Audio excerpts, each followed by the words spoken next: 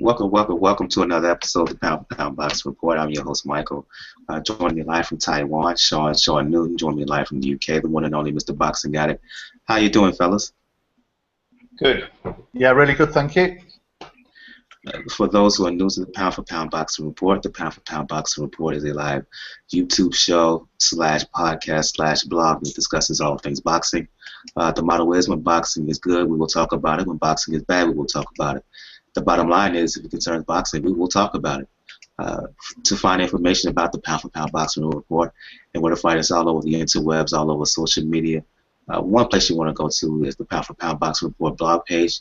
P4pboxingreport.wordpress.com is the link. Let me repeat that, P4pboxingreport.wordpress.com. On the blog, you'll find articles and whatnot written by yours truly, as well as special contributor Kayla M. Lewis on Twitter, KBC Live on G+, YouTube, as well as an article coming soon by Gail Falkenthal, who will not be joining us tonight, unfortunately. She will be back with us next week. If you look to the right of the page, of the blog page, we'll find links to where to find us on Facebook, on Google+, on YouTube, Tumblr, Twitter, and the Twitter handle is at P4P Boxing Report. Podomatic, where you can find all episodes of the Pound for Pound Boxing Report podcast. We got a Pinterest board, RSS feed, if you want to subscribe to that. We're on Stitcher Radio as well. I just go to StitcherRadio.com and just search for the P4P Boxing Report. That's POUND, the number 4, POUND Boxing Report. And please check us out on Stitcher. Please listen. And also write a review, write a commentary on what we're doing right with the show and how can we improve. Also, we got the email address on the blog page. That is P4pboxingrpt@gmail.com. Repeat that, P4pboxingrpt@gmail.com. If you want to leave us a review or leave us any commentary via email, you can do it that way. And lastly, we got a link to where you can donate your account. That is donate, and the link for that is donateyouraccount.com/P4P Boxing Report. What happens is, and please be a friend, be a pal, be a buddy, and donate your Twitter account. What happens is, any tweet that comes from the Pound for Pound Boxing Report Twitter page, should you donate your Twitter account, your Twitter account would automatically retweet any tweet that comes from Pound for Pound Boxing Report Twitter page. And lastly, let me say, this month, April, is Autism Awareness Month. The Pound for Pound Boxing Report, the blog, as well as the podcast and the YouTube show, is proudly supporting Royal Blue for Autism Awareness campaign. The hashtag is Royal Blue for Autism Awareness. If you want to find out any information about autism and autism awareness, as well as the Royal Blue for Autism Awareness campaign, you can go to one place. You can go to royalblueforautismawareness.com, and repeat that, royalblueforautismawareness.com. You can also check out the Mocha Autism Network on Facebook, on Twitter, as well as on G+. So please be a friend, be a pal, be a buddy. Join the Royal Blue for Autism Awareness campaign that's happening this month, which is April, which is Autism Awareness Month. With that being said, let's get the show started tonight, fellas, by doing a recap of what went down this past weekend. Highlighted, of course, by the return to the ring of Kell Brook, as he made the first defense of his IBF welterweight title.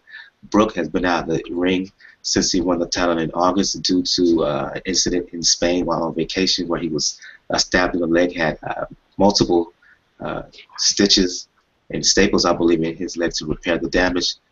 He made his return to the ring Saturday night in his hometown of Sheffield, dominating Jojo Dan, stopping him in 4 rounds, scoring 4 knockdowns in the process. And I'll go to you on Boxing Addict, since this fight happened in your part of the world. I look at this fight, it went pretty much as I expected, except it ended a lot sooner than I thought. The separation in class and power and physical strength was obvious from the jump. Once Brook started to find a range towards the midpoint of round 1, the fight was basically over.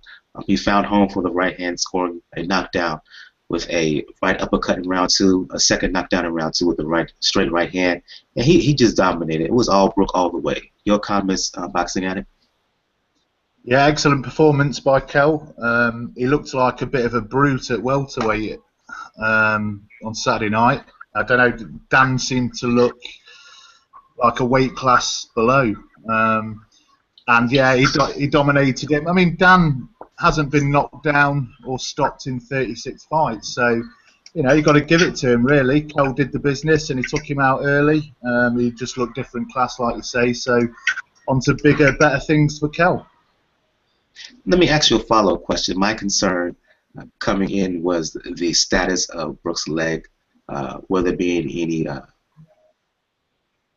ensuing? Will there be any damage? Will there be any lasting damage from the accident which he was stabbed in the leg? What's the comments afterwards about the condition of Kell Brook's leg? It looked fine to me, but what are the folks saying over in the UK? Yeah, he's fine, I believe. It's one of those sort of injuries you've obviously got to strengthen and condition over time. So there doesn't seem to be any major problems. He came through the fight without any worries, and I think he's training up at the Institute of Sport as well now at times, as well as out of the Ingle gym. And he's using a lot of the physio there, and they've got sort of the best in the country there. So I can't see that being an issue. It'll build back the muscle. It seems like he's done that already, and it'll strengthen. And yeah, so hopefully that's not a problem for the future. I might go to you, Sean. Your comments regarding Brook's performance against Jojo. Dan, and let's talk about the future for a bit. After the fight, Brook, as well as his promoter, Hearn, was talking up a potential fight with Amir Khan later on this summer. We now know, because of breaking news, that broke today, and we will get to that. We will get further into this, the prospect of we will get further into Khan during the news segment of the show. But we know now that fight is not going to happen. So, given that, what is the future for Khan in a pretty much loaded welterweight division right now? Or for Brook, you mean? For Brook, excuse me. I'm sorry, for Brook. You know, I think this all sort of comes together for boxing fans. Sometimes they need to be a little more realistic and not so judgmental. You know, on the YTBC, you see lots of people being really judgmental towards these boxers, not just these two, but I mean just boxers in general, or fights that they take and not ones that they hope. But I mean, everything is a process. Moving forward, there's bigger plans, lots of things that go on in the back rooms. I mean, Brook just got, like, you know, his leg chopped by a machete during training after winning his title. He's recuperated, come back against a solid opponent in Jojo Van, who, I mean, is top 20 at 147. You know, I mean, a legitimate fighter, unlike a guy like Porter, who just fought a 140 guy who was not rated or wasn't even known. So, I mean, as far as quality of opponent, he's a good quality opponent. And as Mr. Boxing Addict stated, you know, I mean, a guy who hasn't been dropped and has shown good whiskers and a good chin. And, I mean, Brook did what he needed to do against an awkward fighter and stopped him impressively. So it was a great win for him, and really shows that, I mean, you know, he's rounding into good form, you know, leading into something bigger. With him just winning a belt and being from the UK, I mean, one of the things that we know he's going to face is getting people to go there to fight him, because he's the champion. So he doesn't specifically need to leave the UK to go to the States to fight, unless it's like a super fight. So obviously there's some fighters that people have mentioned. You know, Marquez has been one person who's jumped around a lot, somebody who's really keen for a title at that weight. But with his injury, we don't know how it's going to be. A guy like Brandon Rios, who just has a good win against Chavez and Alvarado. So, you know, there's opponents there probably willing to travel to the UK for a big opportunity. So for him, it will be interesting to see how much he continues to step up. As far as Khan, I mean, that fight's always there. You know, domestically, that fight is going to be huge.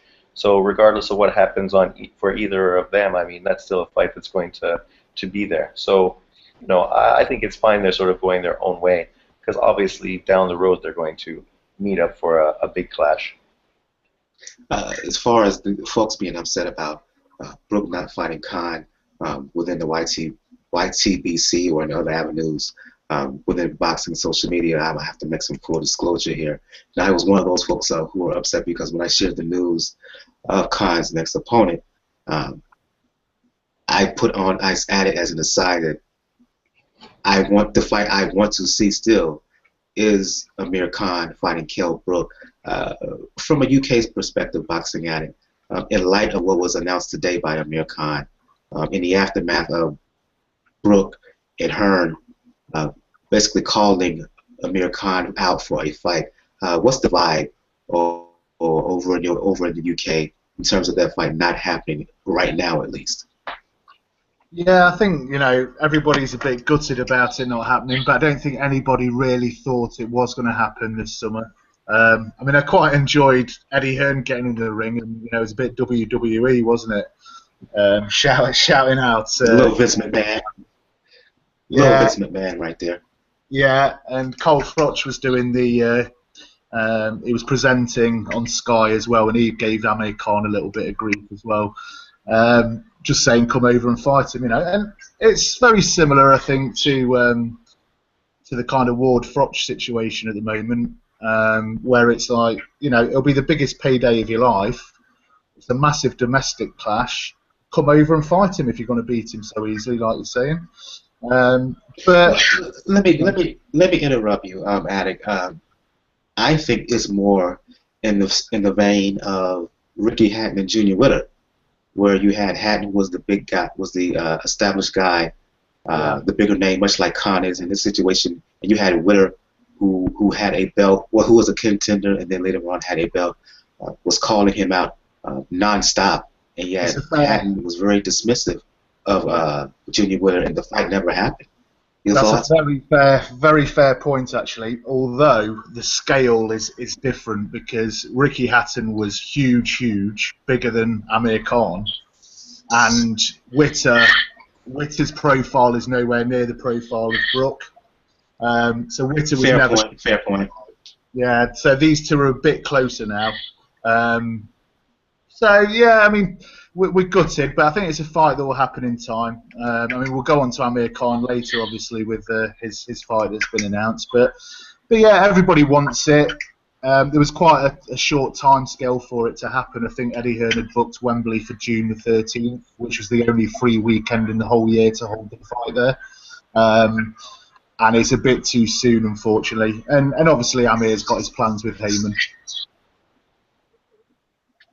Yeah, so let's move on and talk about other boxing business.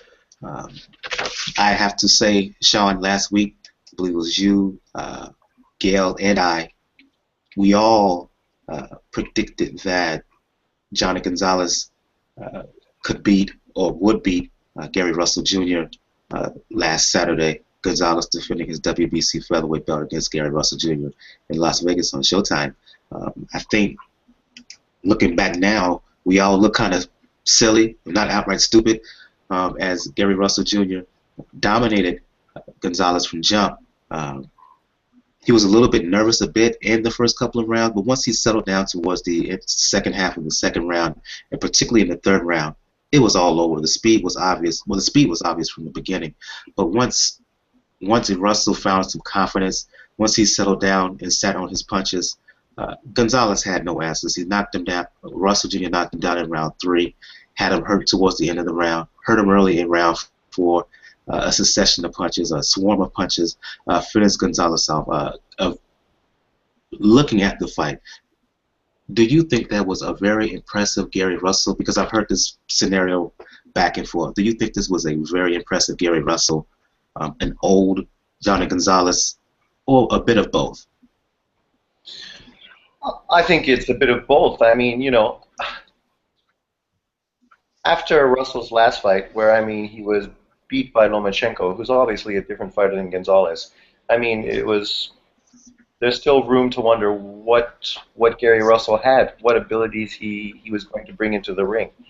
Whereas the same thing could be said about Jhonny Gonzalez. Prior to the Mares fight, he was a big underdog. Everyone thought he was washed up.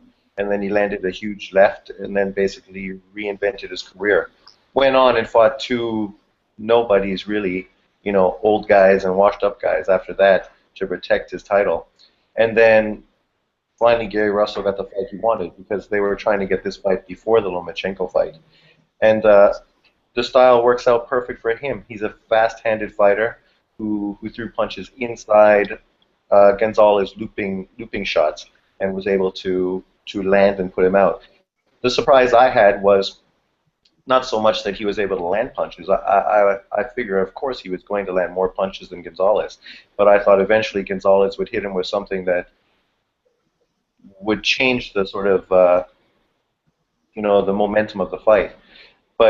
And I never really thought that Russell had the power that was going to affect Gonzalez, even though Gonzalez throughout his career has shown that he's got a shaky chin. I mean, all his losses have been by knockout. So it's not a surprise that he wins by knockout or gets knocked out in the process. So, I mean, when you think about it, it's not unlikely. Like EJ was saying, he was sort of predicting this kind of outcome before as well. So, yeah, I mean, there's the two school of camps. What's going to happen? And we can see that he's the younger, fresher guy, and his style was able to give him what some people didn't think would happen. Like EJ Boxing Life was saying, I have to give kudos to the one and only Mr. Boxing Addict as well, as he was the contrarian last week. He predicted Russell would win against Gonzalez and would win fairly easy, so I have to give you salute.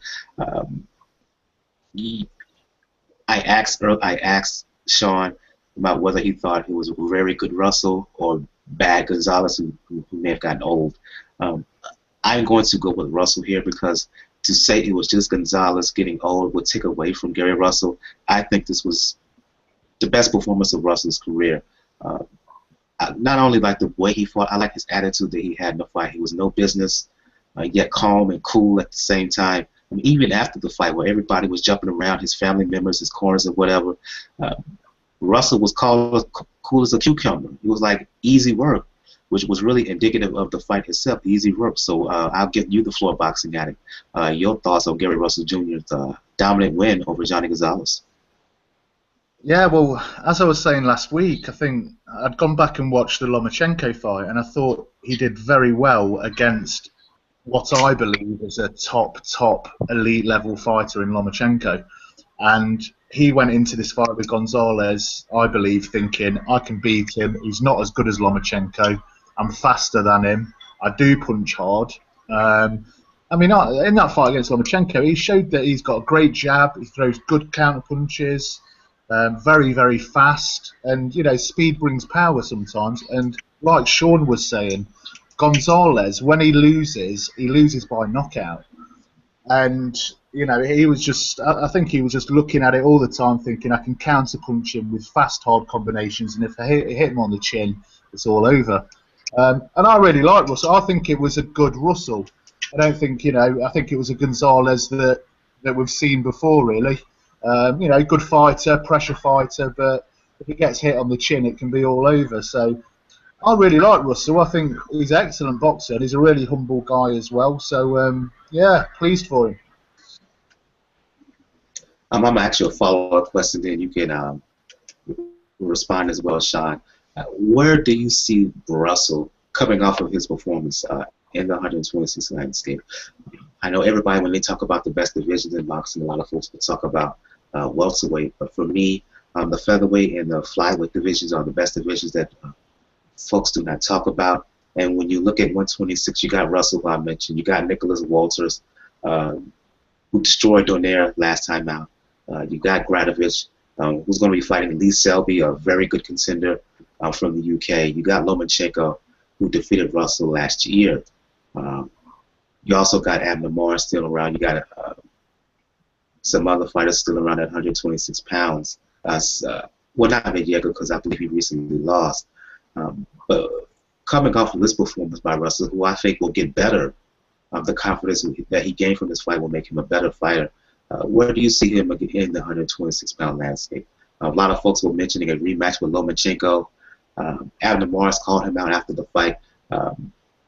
Gary Russell Jr. at 126 pounds. Your thoughts on him? Well, for me, he's right at the top with Walters now. I think he's an excellent boxer. I think the idea was that Gonzalez would win this fight and get a rematch with Mares. So maybe Russell Jr. will defend against Mares next, which will be a good fight. Russell Jr. will beat him. Yeah, I think so. And I see Russell beating Gradovich. I see him beating Selby. I see him beating most of the guys in there. I don't know if Lomachenko is he staying at that weight? I think he is actually. Yeah, actually, he's fighting on the undercard, defending the undercard of Mayweather Pacquiao, defending that belt. So. Oh, is he? All right, great. I don't think he'll take the Lomachenko fight straight away because he'll probably get beat again. But it'd be a close fight, and he was saying before the Lomachenko fight. I know fighters say this all the time, but he said he was there was something amiss going into that fight, and he didn't have the power that he needed. He'd been in the sauna for 3 days or something, and was a little bit weight drained, so he didn't have the power going in with Lomachenko. So that might make a little bit of a difference next time, but. I think he should stay away from Lomachenko and defend a couple of times against some decent names, and then maybe get the big unification fight with Walters or the rematch with Lomachenko. Your thoughts on Gary Russell Jr. standing at 126 pounds, Sean? I mean, obviously he's one of the top guys at the weight just because of his natural speed, but he has weaknesses as well. I mean, he's a guy that uses boxing and jabs, but I mean, even at that weight, he's got short arms, which is one of the reasons I thought Gonzalez would be able to beat him by being able to be on the outside a little more and forcing him to sort of come in. And he doesn't use much head movement. For a boxer with quick hands, he doesn't really have fast feet, which is why Lomachenko was able to beat him and dictate the fight, because he has better feet than Russell has and was able to move and dictate the position in the ring. There's a lot of good fights for him at that weight, like have been mentioned. Mares, I mean, I think he'll beat Mares, but Mares will make it a tough fight because it's a different fight than him getting nailed by Gonzalez, a huge left-hand puncher. He will be somebody who will be more there, putting pressure on him. But obviously Russell's speed will be a little too much, I think, in the long term for Mares. But Mares, he showed that he can rough it up, hit you low, headbutt, do the dirty things to sort of throw you off. So it'll be interesting, sort of like Lomachenko fighting Salido. See how it is when you get in there with a top-level fighter who's going to do all kinds of professional, dirty, underhanded shit to get the edge. Well, if that fight happens, they better have a decent referee, at least the one that showed up when Mares fought at Becco a few years back, because that was abominable. That was ridiculous. Exactly. Yeah. But you could see how that kind of thing might happen again. Not to that extent, but similar stuff. But I think he should fight that level guy, Gradovich, Shelby, Mares, and avoid Walters and Lomachenko. Walters is real long, and I mean, that jab and those arms are going to make it really tough for him to get inside. And when he gets inside, that uppercut's going to fucking finish the night. So I think that's a terrible matchup for him. I don't think that speed is going to allow him to beat Walters. And Lomachenko is young in this game and only getting better, and I think Lomachenko beats his ass easier next time around. I mean, obviously he learned from it as well. And the bullshit I'm talking about is him making excuses about being overtrained by his new trainer who they got rid of for this fight. Boxers with excuses. But there's a lot of good fights. I think a fight that could be great, everyone wants Rigo to move up because of these big level fighters ahead, but one of the things is Rigo is small, and these guys are a little too big for him, guys like Walters especially. But I mean, Russell's a small fighter, so I mean, if he's going to move up to 126, that would be a great fight. They're both not very big guys, so I mean, as far as like body types, it's a good matchup. And I mean, two skilled fighters, very fast. That would be a great fight for Rigo to sort of make a name in the States.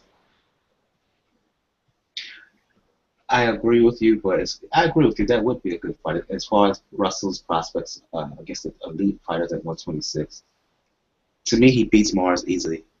I'm not so willing to say he beats Selby as easy as you think boxing at it, because I'm impressed with Selby. I think, by the way, he's going to beat Gradovich when they fight next month. Lomachenko, Walters, stay away from him. He's too big. He's too long. If Walters gets the jab going, no, that's a bad matchup for him. Gradovich, I think it will be a better fight. But here's the difference. I think that the same thing that Russell does, Lomachenko does, but he does it slightly better. He's better with his feet, to make Sean's point, and I think that will be the difference. And plus Lomachenko, he's an improving fighter as well. So that's my impression of Gary Russell. I like the way he performed. I liked his attitude. I think he will be an improved fighter once he wins the belt. but I'm not willing to say that he will compete against all the top dogs at 126 pounds, particularly Walters. Please stay away from him. In my opinion, he doesn't want any of him right now. Let's move on to the undercard. I'm going to you on this one, Char. Jermell Charlo, who, depending on what you was reading, had an opportunity to fight Demetrius Andrade last year. Depending on who you're talking to, again, Andrade stepped away from the fight because of money. Charlo fought Vanes Martirosyan on the undercard of Russell Jr. and Gonzalez. And last week going in, I thought that Charlo would win, and even though he got the decision, I have to admit, Sean, I wasn't impressed the first time I watched the fight. I sported a draw. I watched it for a second time. I thought Vanes Martirosyan won. To me, I thought Charlo was a little bit too negative. The aggressive style of Matarrosian won it over for me as well. He threw almost just as many punches. Bottom line, Charlo could have done more, but he just did not. He was just too negative as far as I was concerned. I came away less impressed with Charlo than I did going in. Certainly, this was not the same Charlo who looked very good against Gabriel Rosado last year. I think it's the exact same Charlo, but I mean, we got to give some credit to Martirosyan. Martirosyan came in with a good plan, and I mean, you know, he was countering that jab with his jab early on and really sort of taking it away from Charlo. You know, he really had some good ability and good skills in there. And then early on, he was going to the body, which I think really sort of helped him a lot as well. Overall, I thought Charlo won. I mean, he just was landing the more consistent jab and shots. So I had him winning the fight. But I mean, it was a close fight.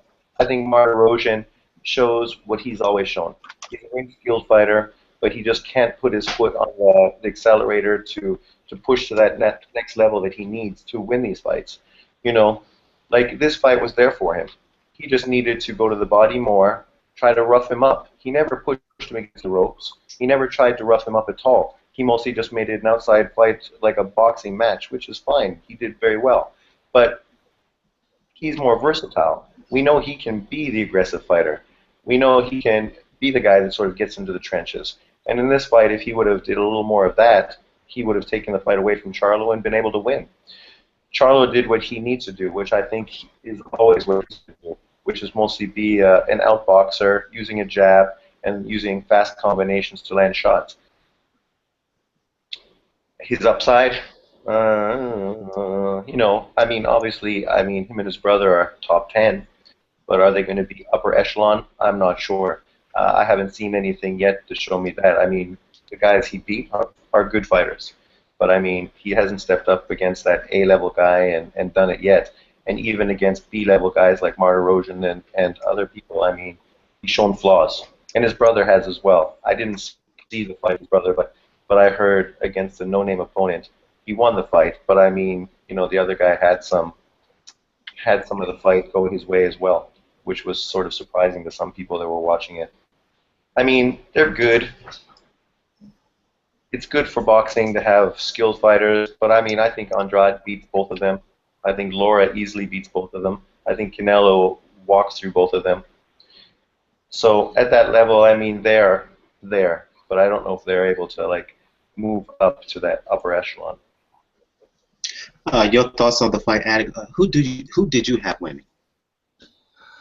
You know what? It was one of those fights where I couldn't actually say who won it. It was kind of that close. It depends what you like. I would have given it Matarrosian just, but I agree with Sean that in a way he didn't kind of do enough. And I think some of the middle rounds he let slip, and the scoring I think showed that as well. I wasn't particularly impressed with Charlo. I think they were trying to build him up to be something quite special, but I don't think he is. He's decent. He's very decent, but I don't think he's top level. Like Sean was saying, I don't think he'd beat any of those guys. So, I mean, I had Matarrosian, and my prediction last week that he would probably sneak it, and he possibly could have done, but he said after the fight in the interview that the bout had been changed from 12 rounds to 10 rounds. a couple of days before the fight, which is a bit strange. And Matarrosian was coming on a bit, I think, in the last round, and I think if there were 2 rounds left, he'd have probably won the last 2 rounds, and maybe he got the decision. I don't know, but I think that's by the by. You know, Charlo will move on and possibly get this fight with Andrade that's been talked about, and obviously we know what happened there before. But I think that's going to happen now, and I think Andrade will beat him comfortably. I agree as well. Coming off of this performance, I just don't see Charlo, Jermell beating Andrade. Andrade, he's too long, he's too skillful. He moves around too much for Charlo. He would make Charlo come to him. And my problem is with Charlo also from a technical standpoint. When he leaves himself open to be countered, particularly with the Matarrosian hit him with the left hook. I think that that Demetrius Andrade will hit him with the left hand, and I just don't like that. I don't like the way he leaves himself susceptible to be countered. EJ Boxing Live joining us right now. What's going on, bro? Yeah, I'm good, man. How you doing, Vanes? Boxing Addict, Sean Newton. How you doing, Mike? I'm good, man. Hang in there, man. Hang in there. I'll go to you since we watched the fight together live.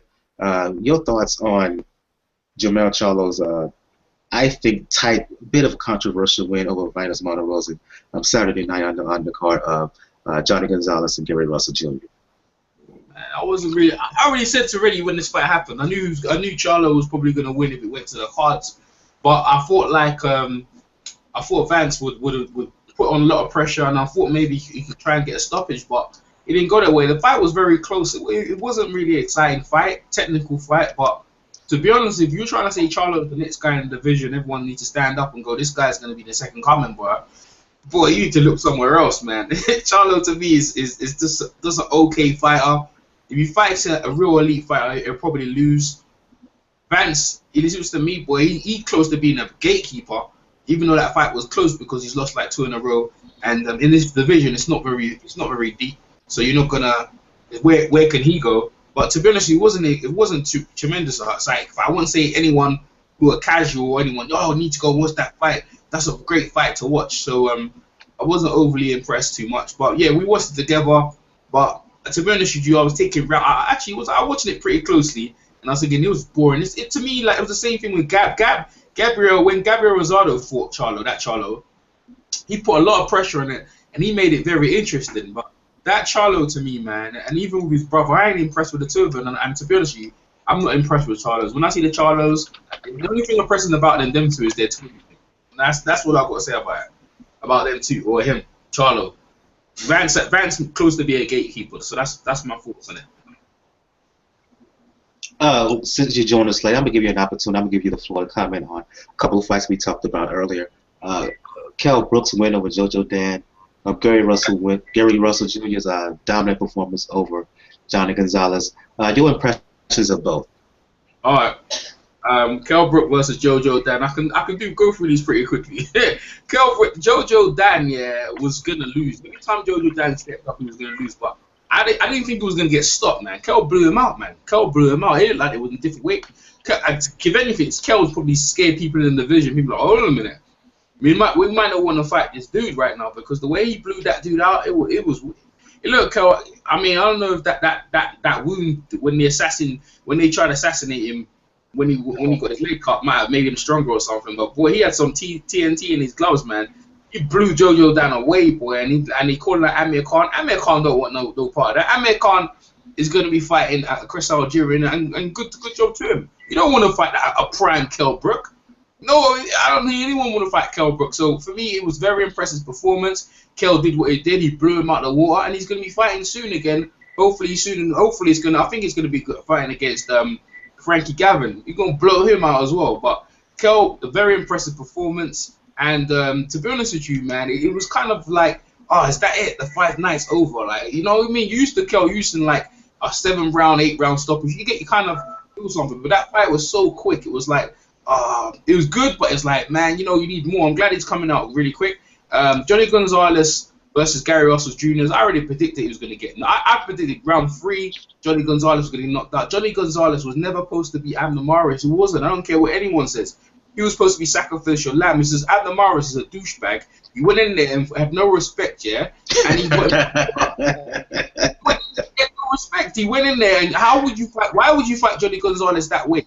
And he got himself cooked with the left and right hook, and it took him out of there. And then obviously Jhonny Gonzalez went on to fight Jorge Arce, who was shot to bits after what, you know, Nonito and the rest of them has done to him, right? And then next thing you know, he's fighting Gary Russell. Gary Jones called Gary Russell was going to beat him. Hand speed. But people saying, oh, Gary Russell, we don't understand. Gary Russell even knew. That's why he didn't even celebrate. So let's see what Gary Russell is a champion, but he's one of the weakest champions of the division. And to be honest, if he steps up against Lomachenko, he's a leave Lomachenko alone. No Waters alone. Maybe if them guys move up, he can try and pick off the belts. But Gary's just happy doing his thing. Gary, to me, is like one of them dudes, like, he's doing boxing, but, you know what I mean? He seems like he's got other things in his thing. I don't think he don't need to do more than he has to, and that's why he lost against Lomachenko. Because Lomachenko wants to be that great. I'm not sure if Gary Russell Jr. at this point wants to be great or Hall of Fame, but he's got a belt. We don't know. Maybe I'm just saying that now, you know, time will tell. So that's my thoughts on both of them. Both of them. Us. Any follow-up comments from you guys before we move on? Yeah, I just wanted to ask Errol. Errol, you alright, mate? Yeah, man, I'm good boxing out, man. I'm great, man. Yeah, good. You mentioned there that Brook might be fighting Gavin. Yeah, that's right. Yeah, that's Where did you hear that? Yeah, well, it was on the undercard, and everyone was talking about it. It was on the undercard, and that's a potential fight because Eddie Hearn was gonna give Kell a couple of easy fights before they get into it. So they were saying another fight before we get into what's his name again? Oh, who's that? What's that guy's name? Yeah, Rios. And then look, Frankie Gavin was on, and then that's why they signed Frankie Gavin to give him a shot at Kell Brook. So that's the problem. Frankie Gavin looked terrible to me. Yeah, of course. Frankie, full stop. Frankie Gavin is terrible. He's still when he went against Bundu. It was when he went against Bundu. Like, look, I'm gonna be honest with you. He didn't beat Junior Witter. I don't care what anyone tells me. He did not beat Junior Witter. And I'm not saying Junior overly won that, but I thought Junior Witter won that fight, and he was struggling with a shot Junior Witter. Right? He got past that fight, right? And then he got past that fight. And then with the Bundu fight, you knew Bundu was on it because Bundu beat up Lee Purdy. All right, Lee Purdy's a solid guy, but he bashed up Lee Purdy and finished his career. So I knew Bundu was going to stick it to him. Bundu done it with Bundu from us, and Bundu beat him big on the scorecards. But anyway, we got past that fight. He went against, what's his name again? Bradley Skeet. I actually thought Skeet would beat him, and he beat Skeet pretty good. That was a good performance. But Bradley, he's not that good. Frankie Gavin's not that good at all. And if he goes at Kell Brook, he's gonna get KO'd. And now, boy, he's not world level, is he? He's no. He's not European. He's not even European. The thing is, yeah, if you look at his face, he looks like a wet sock, right? I'm sorry. Go ahead. No, it's alright. He still hasn't recovered yet from the douchebag thing in the world for the World Games when he was the world champion and the amateurs and he couldn't get to the Olympics. He's still, when you look at his face, right? No one's ever asked him, Frankie, how much does that affect you from that thing? And let him get out of his system. He just needs to talk about it. That's what I feel because he looks so miserable. He looks like so miserable, man. For a guy, I was young in it. He looks like he's aging in a minute. So anyway, if he goes against Kell Brook, he's going to get flatlined, and that's the fight they're looking at. And then he's that fight should never be made. No, it will. Eddie's going to tell you it's going to be a great fight. You know, you know how Eddie Hearn talks, isn't it? He'll make you believe it, and they're like, as long as you don't put it on box office, Eddie, I'll watch it. But what I took from it was that Eddie was saying, we want Kell straight in the big fights now. We want Rios next. Don't listen to him. He's gonna. What it is Eddie's a kind of look. You got to look at the Hearns, yeah. His dad's more daring than Eddie. Eddie's an accountant. They care about tightening the books. They want to get their money back from Kell. Kell's got into the World Championship. Now they need their investment. They'll do the same thing they did to Chris Eubank. They give him easy guys there. Not bad, but not worse. But and Eddie will sell it. But, well, Frankie Gavin's done this. And he's done that. He's going to give him Frankie Gavin in the next thing. Kell doesn't care. Kell's like, just happy to be a world champion. And Kell's going to say, I want this fight, I want that fight. I mean, look, if he goes against Brandon Rios, Kell blows him up. I don't care what anyone. Kell bleats him up. right? If he goes against Marquez, he's knocking out Marquez. I don't care what anyone tells me, he's knocking out Marquez, right? And then other than that, in the division, he can. Keith Thurman, I think he could probably beat Keith Thurman, depending. But Keith Thurman don't look too good these days either. So he's in a good position right now. I feel Kell Brook should be fighting people like Marcos Maidana, right? That's the fight you should go if you want to get a Mayweather fight, and you should go have a rematch with Porter. Have them two live opponents will be good for him. But other than that, a Frankie Gavin fight is that's probably gonna happen. Well, my last word on it. What I thought Eddie's plan is that he wants Kell to have a pay-per-view fight next, so it's got to be Marquez or Rios. It can't go down to somebody like Gavin. That is awful. Gavin, because Gavin sells a lot of tickets as well. It always come down to this in British boxing. I know everyone's the UK fans. We're like, yeah, we are low, but I go to the York Hall, and if you go to the York Hall, right, what happens is each fighter has their own set of fans. So this day I go there at 6 o'clock, right? At 6 o'clock, a fight will be fighting. The moment that fight's over, you know what happens? His fans leave, and the next fans join in, and they take their spaces. And that's what it is. It's like each fighter has their own fans. So Frankie Gavin sells a lot of tickets, and then he can sell it like, the Yorkshire. Where is he? He's from Birmingham or something, isn't it? He's from. Where's he from? He's from Birmingham. That's why he's so miserable. He's a Brummie in Sheffield. You can sell that off, right? But if he wait. Excuse me, guys. Y'all get very British here. What do you mean? What do you mean he's from Birmingham? What does that mean exactly? Birmingham is a different. You got Manchester, you got London, you got different parts, Brighton, you got different parts of the UK. Birmingham is the second city in Britain. It's the second biggest city in Britain. Birmingham. Yeah, and that's where Frankie Gavin's from. We call it Brummie, yeah. And you can sell that against the Sheffield guy down in Sheffield. You can sell that. That could be all right. But if Eddie ever dares to put that pay-per-view and say, it's a pay-per-view event, don't do that, Eddie. Don't do that, man. That's never pay-per-view. But you know what it was? It's stack the card. It'll definitely be a pay-per-view event. Eddie's close to people killing him, but bring Audley Harrison back. Get him on the undercard. Oh no, Audley. You know what happened to Audley? Audley's suffering from vertigo and from when he retired. He's got real back. He's got vision impaired, and it shows you that in boxing when we're watching fighters that we're looking at them taking knockouts and stuff, and we're like, he's a bum and this and that. But what we don't see is the after effects of when they're years later. Remember, obviously they start fighting when they're in their teens and they go into their 20s and late 30s. But what we don't look is when the guy's 40s, 50s, if he's still alive, and you see the side effect. And Audley's obviously suffering effects right now. Audley's like just coming into his 40s. He's only 43. Definitely. That's terrible, and that's really, you know what I mean. And because he's trying to, to be honest with you, I don't think he ever really wanted to turn pro, but he got pressure so much. But in the day, look, it is what it is. That's what happens. That's the risk you take.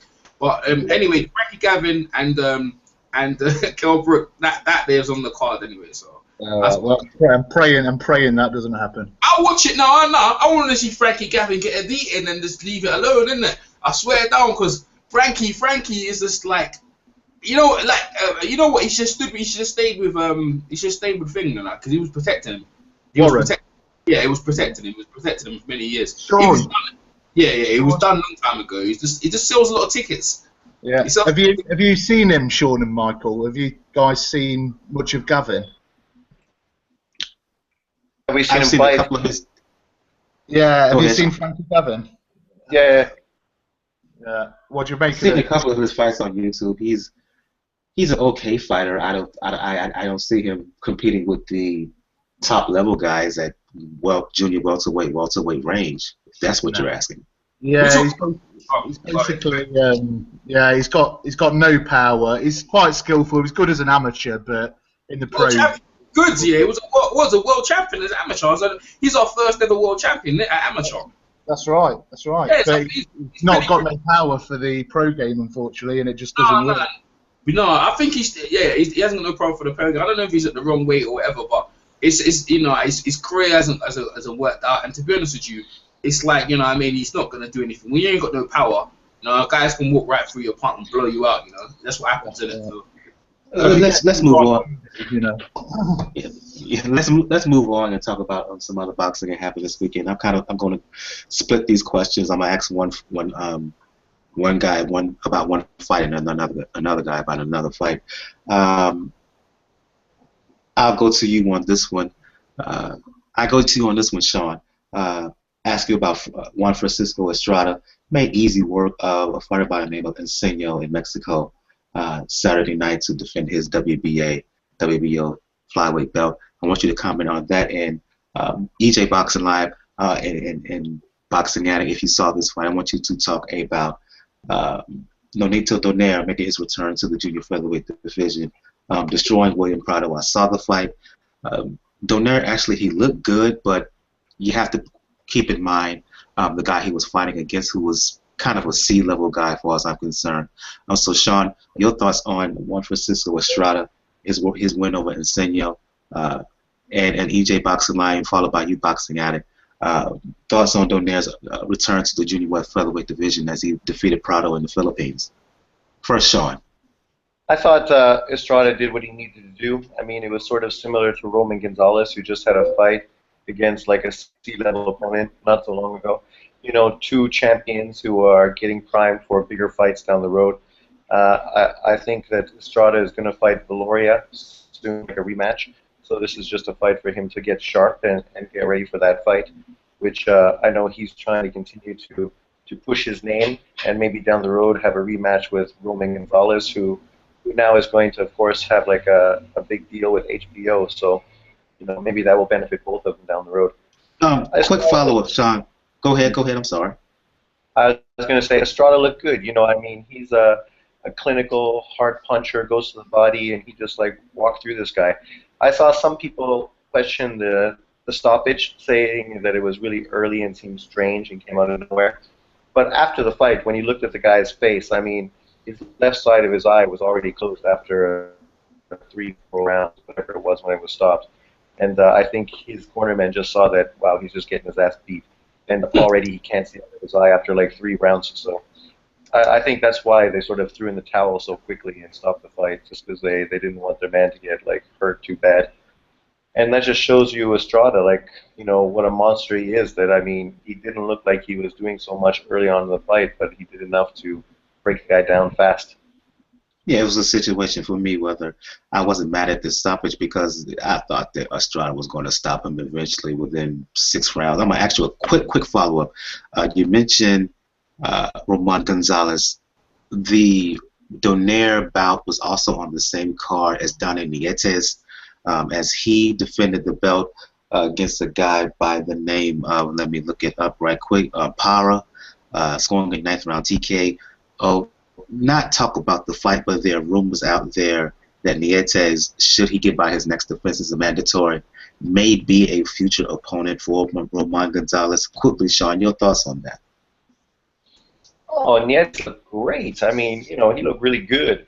I mean, he's a smaller fighter. I mean, it's too bad that fight didn't happen when Rommel Gonzalez was down at that weight, where, you know, it would have been sort of more legitimate before he jumped up to Estrada's weight. Now, Nietes, a small guy, will move up to that weight, even though Rommel Gonzalez is thinking of moving up to the next weight. So, you know, it's all like really convoluted. And I mean, it's only 2 or 3 pounds here or there, but I mean, for those small guys, it makes quite a difference. You know, Nietes might just want to stay down there and fight the South African guy. You know, what's his face? Butler. You know, I mean, he's a small guy who could move up and fight Nietes at that weight, and you know, that would be a good fight. I think Nietes would kill him, but it would be good. I mean, Nietes, if you haven't watched him, that's a good fight, him against Para. Yeah, absolutely. EJ Boxing Live and Mr. Boxing Addict. Your thoughts on the return of Nonito Donaire to the junior featherweight division and assess his performance over Prado? Go ahead, Boxing Addict. Go ahead. Okay. Yeah, it was, you know, pretty much what everybody thought. It was a homecoming fight. Get a nice KO on the resume. That Prado guy was terrible, really. He was like a punch bag. He got battered by Quigg a few fights ago, and you know, it was a nothing fight, really. What does Nonito do from here? He's got to try and, you know, he's got a little bit left in him, as we were talking about last week. He can probably challenge again for a world title against who, I don't know. He's kind of in between divisions at the moment. Those guys down there all like to move around a bit, don't they? So we'll see. But yeah, an easy stoppage for him and onto better things for him. Yeah. I knew he was gonna. I knew he was gonna. They ain't fighting no one. Them guys, yeah. Unless they're fighting their own big names, I knew he wasn't gonna beat up. It's a pushover. It's the same with what's his name with Chocolito. He ain't fighting no one who's really gonna give him trouble. I wasn't really impressed. I knew he was gonna do that. He's gonna blow him around, get paycheck and keep moving on. And them little guys there. The only one to give each other is each other. The only one to give you fights is when they fight each other. So they just keep moving on. Estrada's a great fighter. Hopefully, he can try and fight some other champions. That's really that you can only do because you're basically looking down there at Hall of Famers right now. Estrada to me is a Hall of Famer, and Chocolito already. They're Hall of Famers. So the only thing they can do is just probably collect more belts or fight each other. If they fight anyone else less than that, it's going to be a 2-round thing because there's no one really can stand up for them. So I was expecting that. I wasn't thinking anything different. I knew it was going to be like more or less a showcase fight. Let's move on to the news of the week. We mentioned earlier that Kell Brook and Amir Khan will not be fighting anytime soon. The reason for that is EJ Boxing Live kind of made mention of it earlier during his breakdown that Amir Khan today, a video posted up on YouTube, as well as he made some comments on Twitter. He announced today that he will be fighting Chris Algieri. The fight rumored to be happening on May 30th. Spoiling any fights with Kell Brook as of right now. I will go to on this one, Boxing Addict. We were talking about it before the show, you and I and Sean. Thoughts on Amir Khan fighting Chris Algieri, and and you can follow up as well, EJ. What's the vibe over in the UK in terms of that fight between Brook and Khan not happening? Because I've said, I will say it right now, when I posted the news on Pound for Pound, Twitter and Google Plus and Facebook and whatnot, I mentioned as an aside, I want to see the fight with Kell Brook. I think a lot of folks agree with me. This is a good fight with Algieri, but I think the fight that most folks want to see is Kell Brook, Amir Khan. Your thoughts? Yeah, of course we do. Everybody wants to see that fight, but as we know, it's a business, and at the moment, Khan feels that he's A-side, and he probably legitimately is. But then again, Kell has the title. It's the biggest domestic fight in Britain. Everybody wants to see it. It would sell out a stadium. But you've got Khan now, who's advised by obviously the great Al Heyman. And he's kind of moving him along. He's put him in against Algieri basically because he's got no power. Khan will outbox him and he'll win a points decision. And he'll move on and hopefully get the winner of Mayweather-Pacquiao, which he's still sort of crying after. I'm a bit I'm not annoyed with Khan, but I'm not feeling Khan at the moment really with how you know what I mean. I think in Britain we used to like him a lot. He came out of the Olympics and he did ever so well, and he's fought some great fights and what have you. But now he's moved over to the States. He thinks he's bigger than he is, and yeah, I'm not feeling him at the moment. I want Kell to go in there and knock him out, basically. There you go. I was waiting for that. What the UK public and the British, they want Kell Brook, and I don't know if in America, you know your execution style. I think you do the electric chair. They want him in a guillotine so they want Kell to knock his block off is what's going on there. And they want Kell to knock off a Khan's block off. That's what happens. That's what they want here. And Amir Khan knows it. Amir Khan knows that if he steps in the room with Kell Brook, his block's going to get knocked off. And he's like, he's basically ducking him, and I don't blame him. Why? And I don't think he needs to. We want to see the fight, but what we really want to see is Khan get his head knocked off. That's what we want to see, right? And Amir Khan knows it, and he's like, nah, I'm not gonna fight. Why would I ruin all my endorsements, all my training deal, my money deal, and basically my career? Because when Kell finds him and beats him, Kell will beat him, right? I don't see anyone. I like to see anyone feel they feel, Amir Khan's got hand speed, yeah, all that. He'll walk right through. You see how he just walked through that opponent, and that opponent's got pretty deep. Jojo down. He walked right through him, and blew him out. He'll do the same to Amir Khan. That's the reason why people want to see the fight. That's basically when they enjoy watching Amir Khan splurge all over the ring.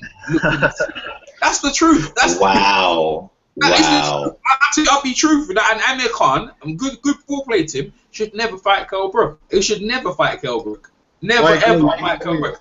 Enjoy your money. Look at Lord Harrison. He got forced to fight certain people. He never want to fight. So if I'm Amir Khan, I'm gonna fight Algieri. I'm gonna fight Louis Collazo. Yeah, if you notice, they've noticed all the thing, the key denominator in all these things. They haven't got what? No power. Exactly. That's what you do. And you get your little money, and your fans are, yeah, Amir Khan's the greatest thing since sliced bread. And you keep doing your thing, and you fight against. If you're gonna lose a big whole firepower against Floyd Mayweather or Manny Pacquiao, and that's it. And that's what he wants. If he doesn't get them, he'll just continue beating these other guys and stay with Kell. Kell really needs Amir Khan if you look at it, right? Kell really needs Amir Khan because when you beat Amir Khan, all of a sudden you become very famous. Bradis Prescott, when he beat Amir Khan, he was like, oh, Bradis guy's this and that. Look at Danny Garcia when he beat Amir Khan. His career just shot up. Wow. So if you beat Amir Khan and knock him out, it's you know what I mean? Because people don't want to see him get knocked out. It'd be good for his career, but don't hold your breath for this fight. And the only way this fight happened, if Amir Khan is probably lost like 3 in a row, and he's like, all right, fair enough, I'll give a fight with Kell. But even then, he probably won't give it to him. And to be honest with you, I don't mind Amir Khan not having this fight. I don't care what anyone says. I'm just telling the truth. He knows he's going to get knocked out, and everyone knows he's going to get knocked out, and keep running. Why not? Keep moving. Let's get one thing right. I mean, Khan is a fantastic boxer. He is. Yeah, he's certainly a level above Jojo Dan. Yeah, he's without doubt. Khan is one of the best fighters out there, and I've said it before. I think he gives Mayweather a hell of a lot of trouble, but I think Kell Brook is the wrong fighter for him, just as Maidana was, and a couple of others. Kell Brook's got power. He's a seriously big welterweight. Khan isn't a particularly big welterweight, and I agree with Errol that as soon as Kell lands some bombs, he's going to be all over the place.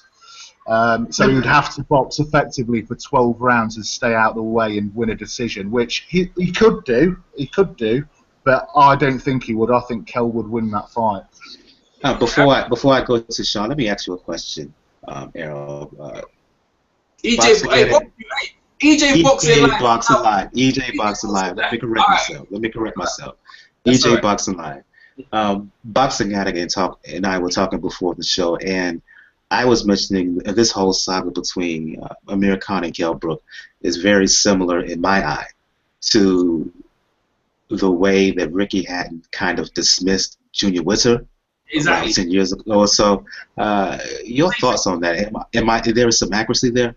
No, you're absolutely right. He didn't want to fight him, and you know, if he fought Junior style was all wrong for him, and Junior, to be honest with you, a lot of people looked and said, well, you know what, Junior's got a really good chance of getting him, and it would have been a good fight. To be honest with you, that fight is probably more even, closer than this fight, Kell Brook and Amir Khan. Amir Khan, if you think about it, started at lightweight, and now he's moved to 140, now 141. This will be his third fight at 147. Kell has been a welterweight his whole career, and even he can go at 154. Like, he comes in like near 160. He's a very big welterweight, strong, and you're seeing it now. You know what I mean? And if you're Amir Khan, you know, you give him little touches, and Amir Khan's going to be flying against the rope. I'll give fair play to Amir Khan fighting a Marcos Maidana, but Marcos Maidana hasn't got the strength of Kell Brook. Kell Brook handled Sean Porter. Put it this way, if you saw Sean Porter in the ring with Amir Khan, you know you're looking at another Danny Garcia situation.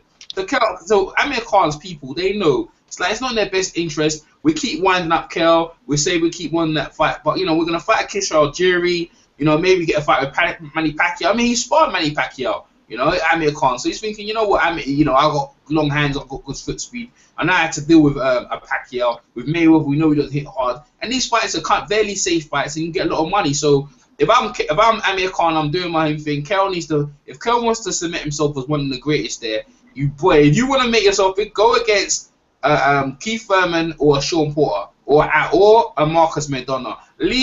Leave Brandon Reyes alone and leave Marquez. You know what I mean? Just leave them alone, right? They're on the last legs, but that's what they want, right? I mean, I don't understand that. I don't really understand that. When's the last time Marquez fought? And when's the last time Brandon Reyes looked good in the fight? Tell me that. Please someone tell me that. Why would you want to fight them dudes? You're not getting no credit fighting them. He looked good walking through Alvarado. Look, Alvarado was dead. Wait, man, come on now, come on, Sean. First of all, Alvarado. Let's be fair, but let me get this. Let's be fair here, Sean. Alvarado. If you saw the video before their third fight, Alvarado, he was all kinds of in sort of mental sores and had troubles outside the ring. His head wasn't in that fight, and he wasn't in good shape for that fight. Come on, man. Everyone knows that. Come on. And the only reason he took that fight, he stayed on for that fight was because of the $750,000 payday. Yeah, that's the Alvarado was finished a long time ago. But you can't blame Rio for that. No, I'm blaming Eddie Hearn. I'm not blaming him for that. But to say he looked good, you have to put a qualifier on that. Eddie Hearn is trying to get Kell Brook. About Gary Russell too. But you know what? If Eddie Hearn continues, Kell's gonna have like 15 defenses against guys subpar of defenses. Look, Alvarado on his list. He's gonna have Marquez on his list. He can have Frankie Gavin. Oh, God. He's got to. No, I disagree. I disagree, EJ. I think he's going to have pay-per-view fights from now on against the likes of Rios, Marquez. Rios and Marquez are not good. Like they're not. Yeah, like they're still. I'm not saying they're great. I'm saying they're pay-per-view fights in Britain, which is. You're fucking. That's not. That's it. Let me ask. All right, okay. I don't think that's a pay-per-view fight though. It would be. It's not pay-per-view fight. They're not pay-per-view fights. Of course they are.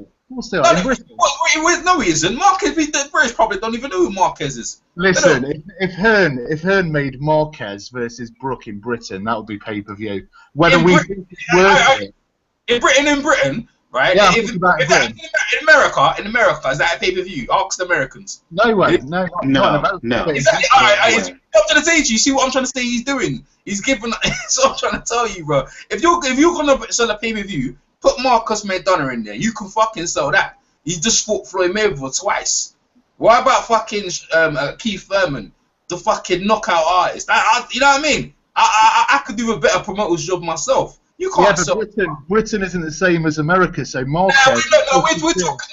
We're talking like we're not intelligent now. We're all intelligent now, so we've got the internet. They know you can't sell them that. No one's gonna fall for that. I'm not falling for that. And then you can, and if it's pay-per-view, I will tell people, don't fall. Why would you buy it? Where's the last time Marcus was in the ring? Where's the last time Brandon Rios looked good? You're going to tell us about Brandon Rios. So Brandon Rios bloody 140-pounder, and when he went up to 147, he looked terrible against Pacquiao. Come on, man. You can't say but look, Kell Brook versus Marquez, or Kell Brook versus Rios. They're terrible. Is a pay-per-view fight compared to Cleverly Bellew. Yeah, I agree with you. He got a point. He got a point there. Yeah, if you want to go there, you can. But what I'm trying to say to you, even Eddie Hearn is out. No one's even questioning Eddie and go, what are you playing at, mate? Come on. Eddie needs a slap with a wet sock, yeah? Right? You can't be giving us these because in the what have you got with these wet socks going on? No. You know what wet sock, it wakes you up. You got a wet sock, it wakes you up, innit? You know what I mean? But what I'm saying is that, what I'm saying, EJ's doing his laundry today. What I'm trying to say to you, look, when I put it to Sean, I put it to Mike, they'll go, you fucking nuts, man. I will pay for that. You're crazy. That's an ESPN fight. But you know what I'm saying? We shouldn't, as a UK, be saying, yeah, well, that's a big review. It's not. It's just not. I agree, mate. I totally agree. But what I'm saying is, you will sell it to us, though. It is a pay-per-view in this current climate. Yeah, well, you know what? Yeah, Eddie Hearn's a Houdini. He's a number one. Yes, he's a magician. Yeah, but you know what? I'm not falling this time because I bought the Bellew and Cleverly 2 and that fucking done me in, man. Yeah, let me go to Sean here because I certainly want to see Khan Brook and you, EJ, and Boxing Addict want to see Khan Brook. I think, Sean, you're not that mad at the prospect of seeing Khan Algieri. Explain. No, I mean, it's like I mentioned earlier. I mean, of course we want to see the best against the best, but let's be fair. I mean, Khan has fought Collazo and Alexander in his last two fights. Collazo, no power, who knocked out Ortiz, who was good enough for Floyd to defend his belt against, and Alexander, who was a legitimate top 10 147 guy, a champion who was beat by Porter. I mean, those are both legitimate fights. Algieri, people were picking him to beat Manny. Not me, but lots of people were. And I mean, as far as an interesting fight in New York, you know, to stay relevant, I mean, I can see it. It's not a bad fight. I mean, do we want to see him fight Brook in Wembley?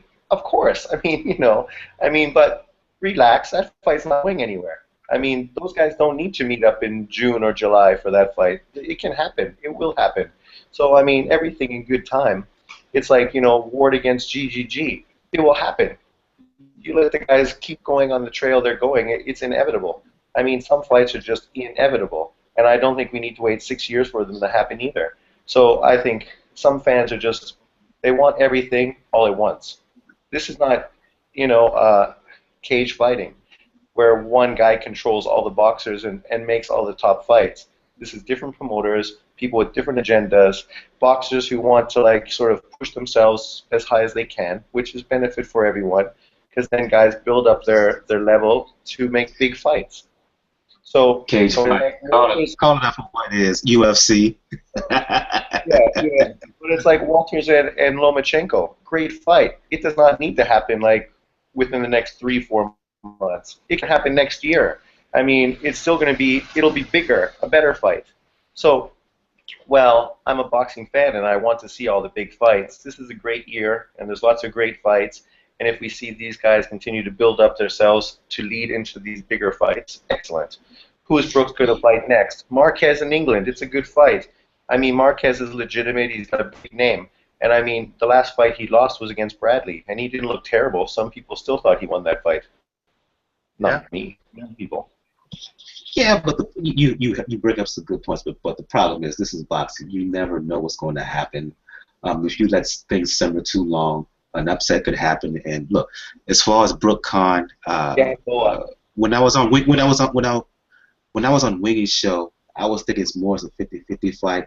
The more I'm thinking about it, I'm leaning towards Brook in that possible fight.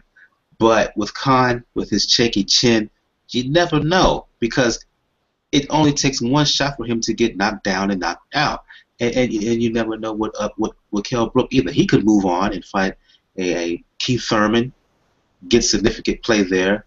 Maybe could land a fight with a Mayweather or Pacquiao later on, and say forget Khan himself, and the fight will be that we want to see will be all left out. So I'm just saying that in this sport, you never know, and sometimes when the people are calling for the fight, strike while the iron is hot. Nah, I agree with Sean, man.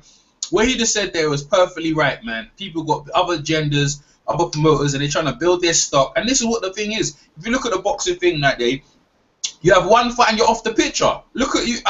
There's many fighters that I can mention names, and I'll mention some names. What happened to Seth Mitchell? You remember him? You remember him? He was the hottest thing the other day. Where is he now? Heavyweight. That's what I'm saying to you. He's telling the right thing. Like, you build your brand, you try and get as much money in the game, and then if you can get out of it. If you can't, then you're caught in a really sudden slump. You're trying to build your brand. The Lomachenko fight, exactly what we said against the Waters. If he goes against him, Lomachenko's career's dead in the water. He just got a belt now. Now he's going to go against Waters. It's not a good thing. So you build your brand. I will only push back and say that people are not calling for Lomachenko Walters the way they're calling for Brook Khan.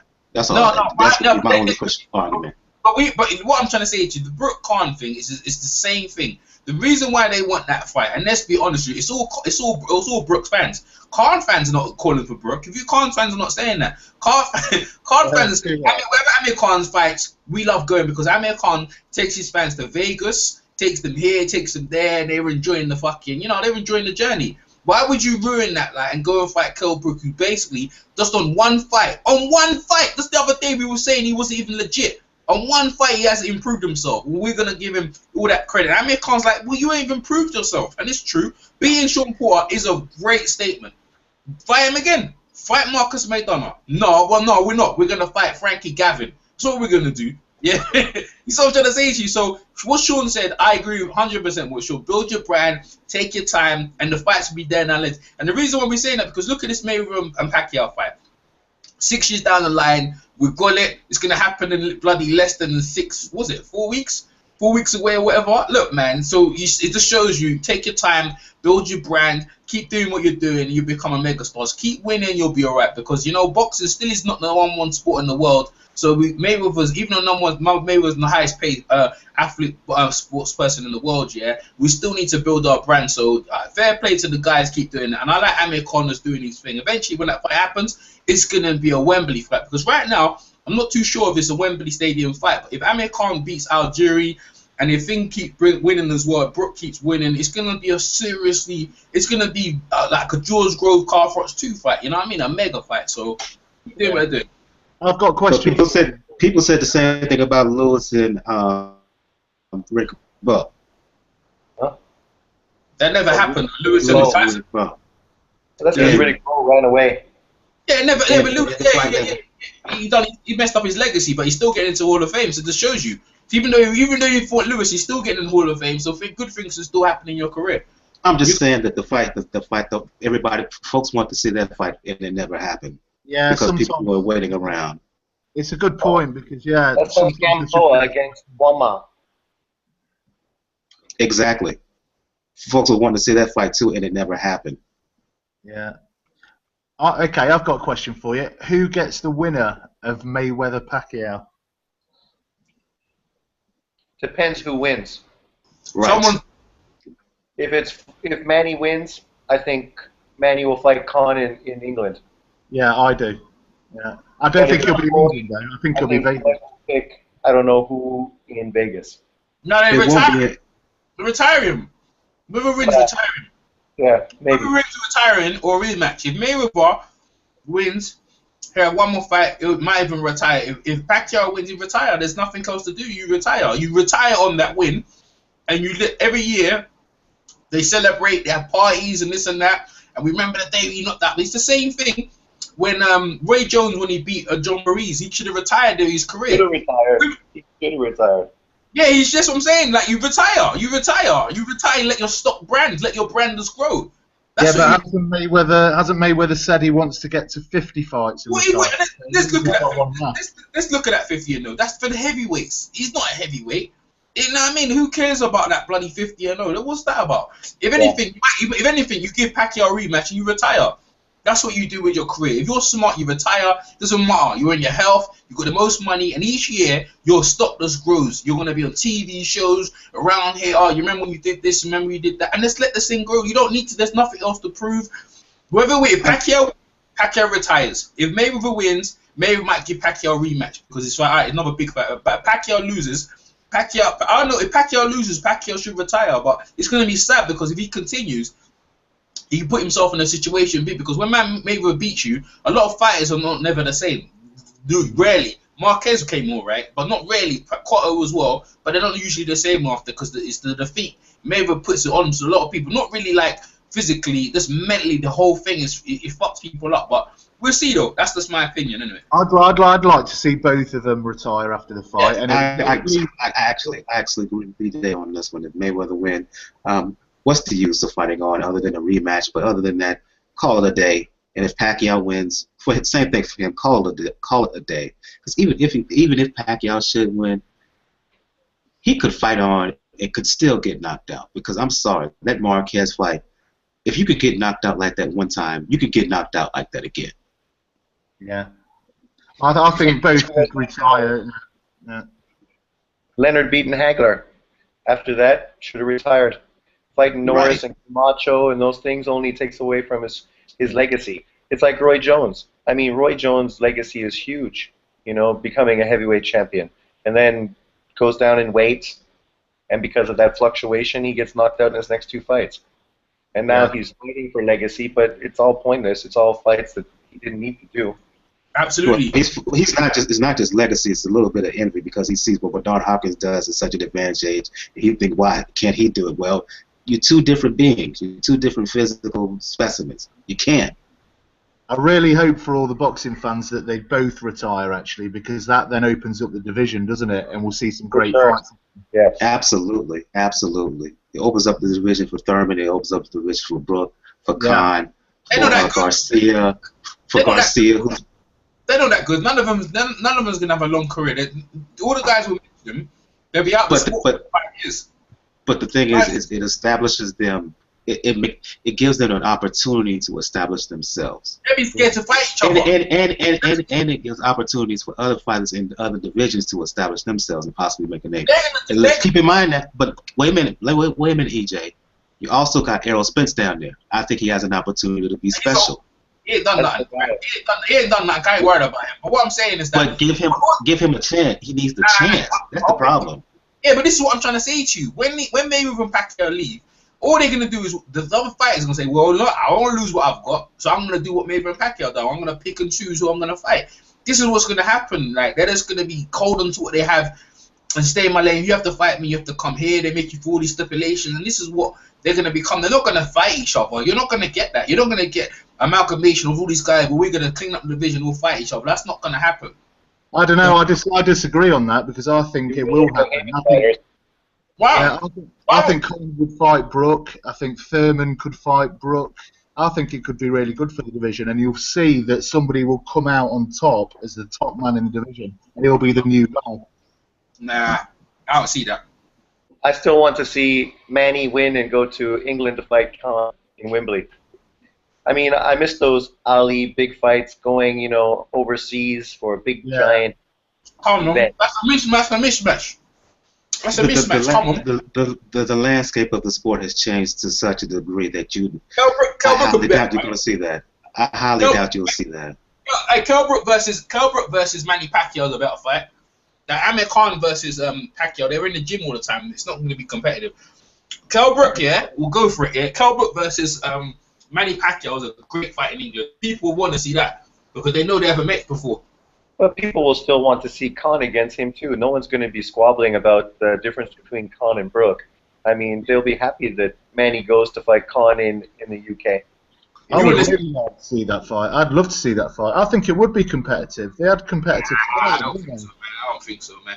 The reason why he wants to go, he's been in the gym with him, and he knows he's Manny. He knows how to do with Manny. He knows how to deal with Manny, man. But the Brook fight is the unknown, man. Like that fight I'd want to see. But you know what? People want to see it. You're right.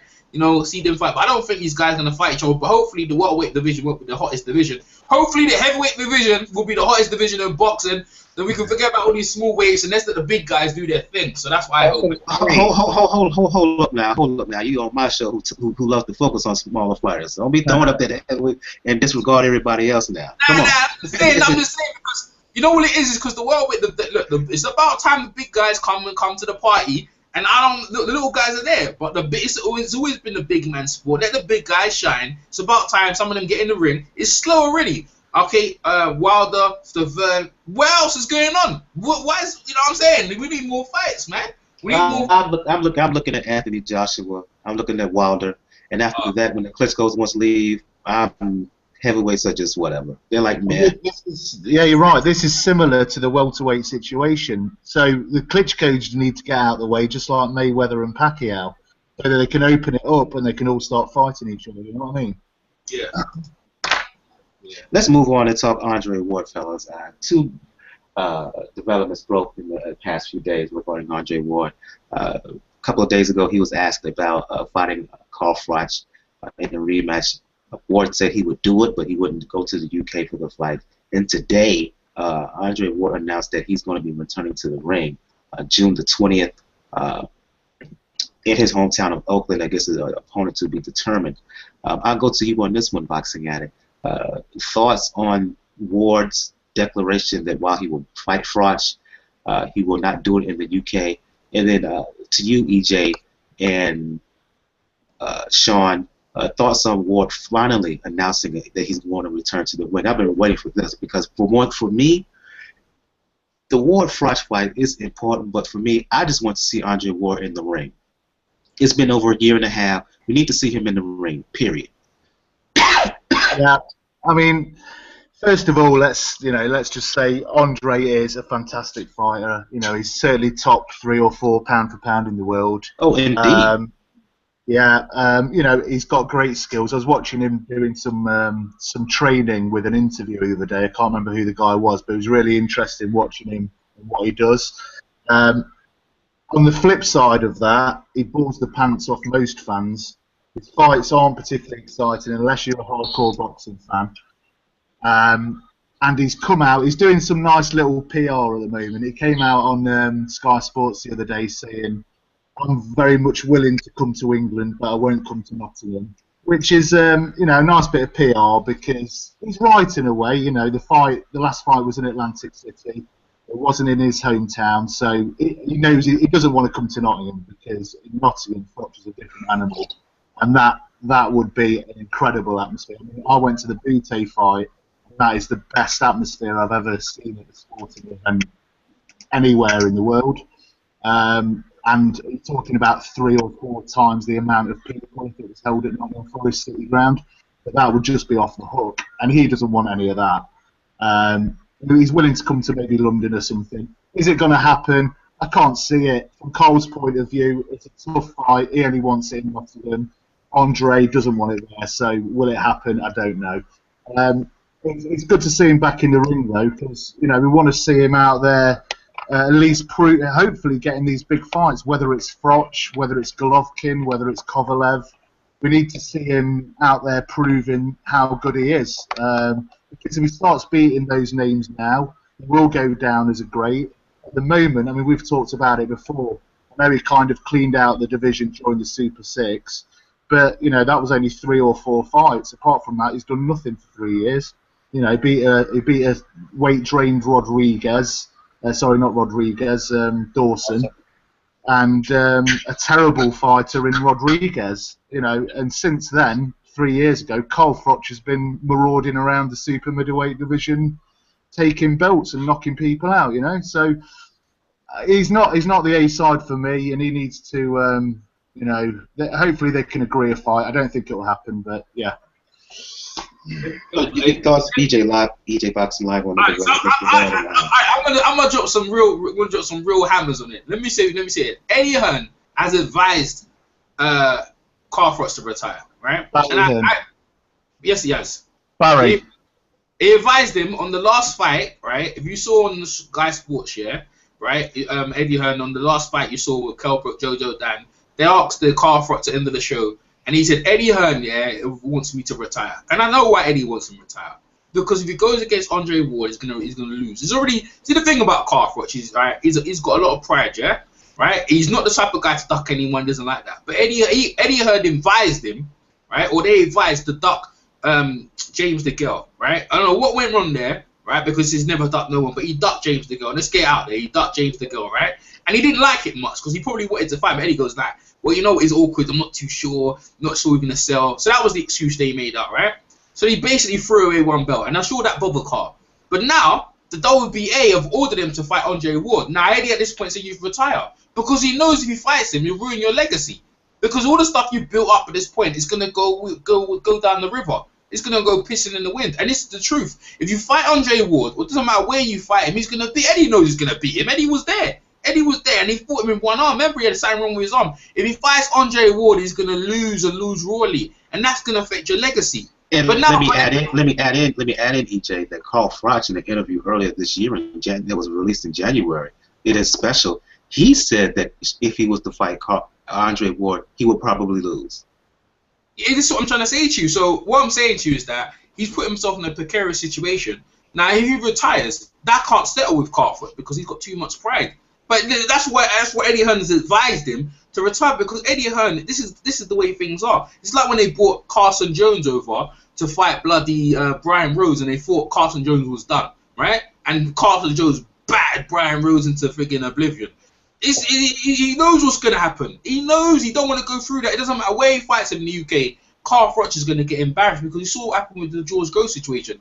A good on form. It doesn't matter like you say he hasn't done anything. Everyone knows he's still regarded as the #1 in the division. Doesn't matter what anyone said. He has the Ring Magazine belt. Regardless, he won the Super 6 tournament. Carl Froch has done all the heavy lifting and done all the grafting, yeah?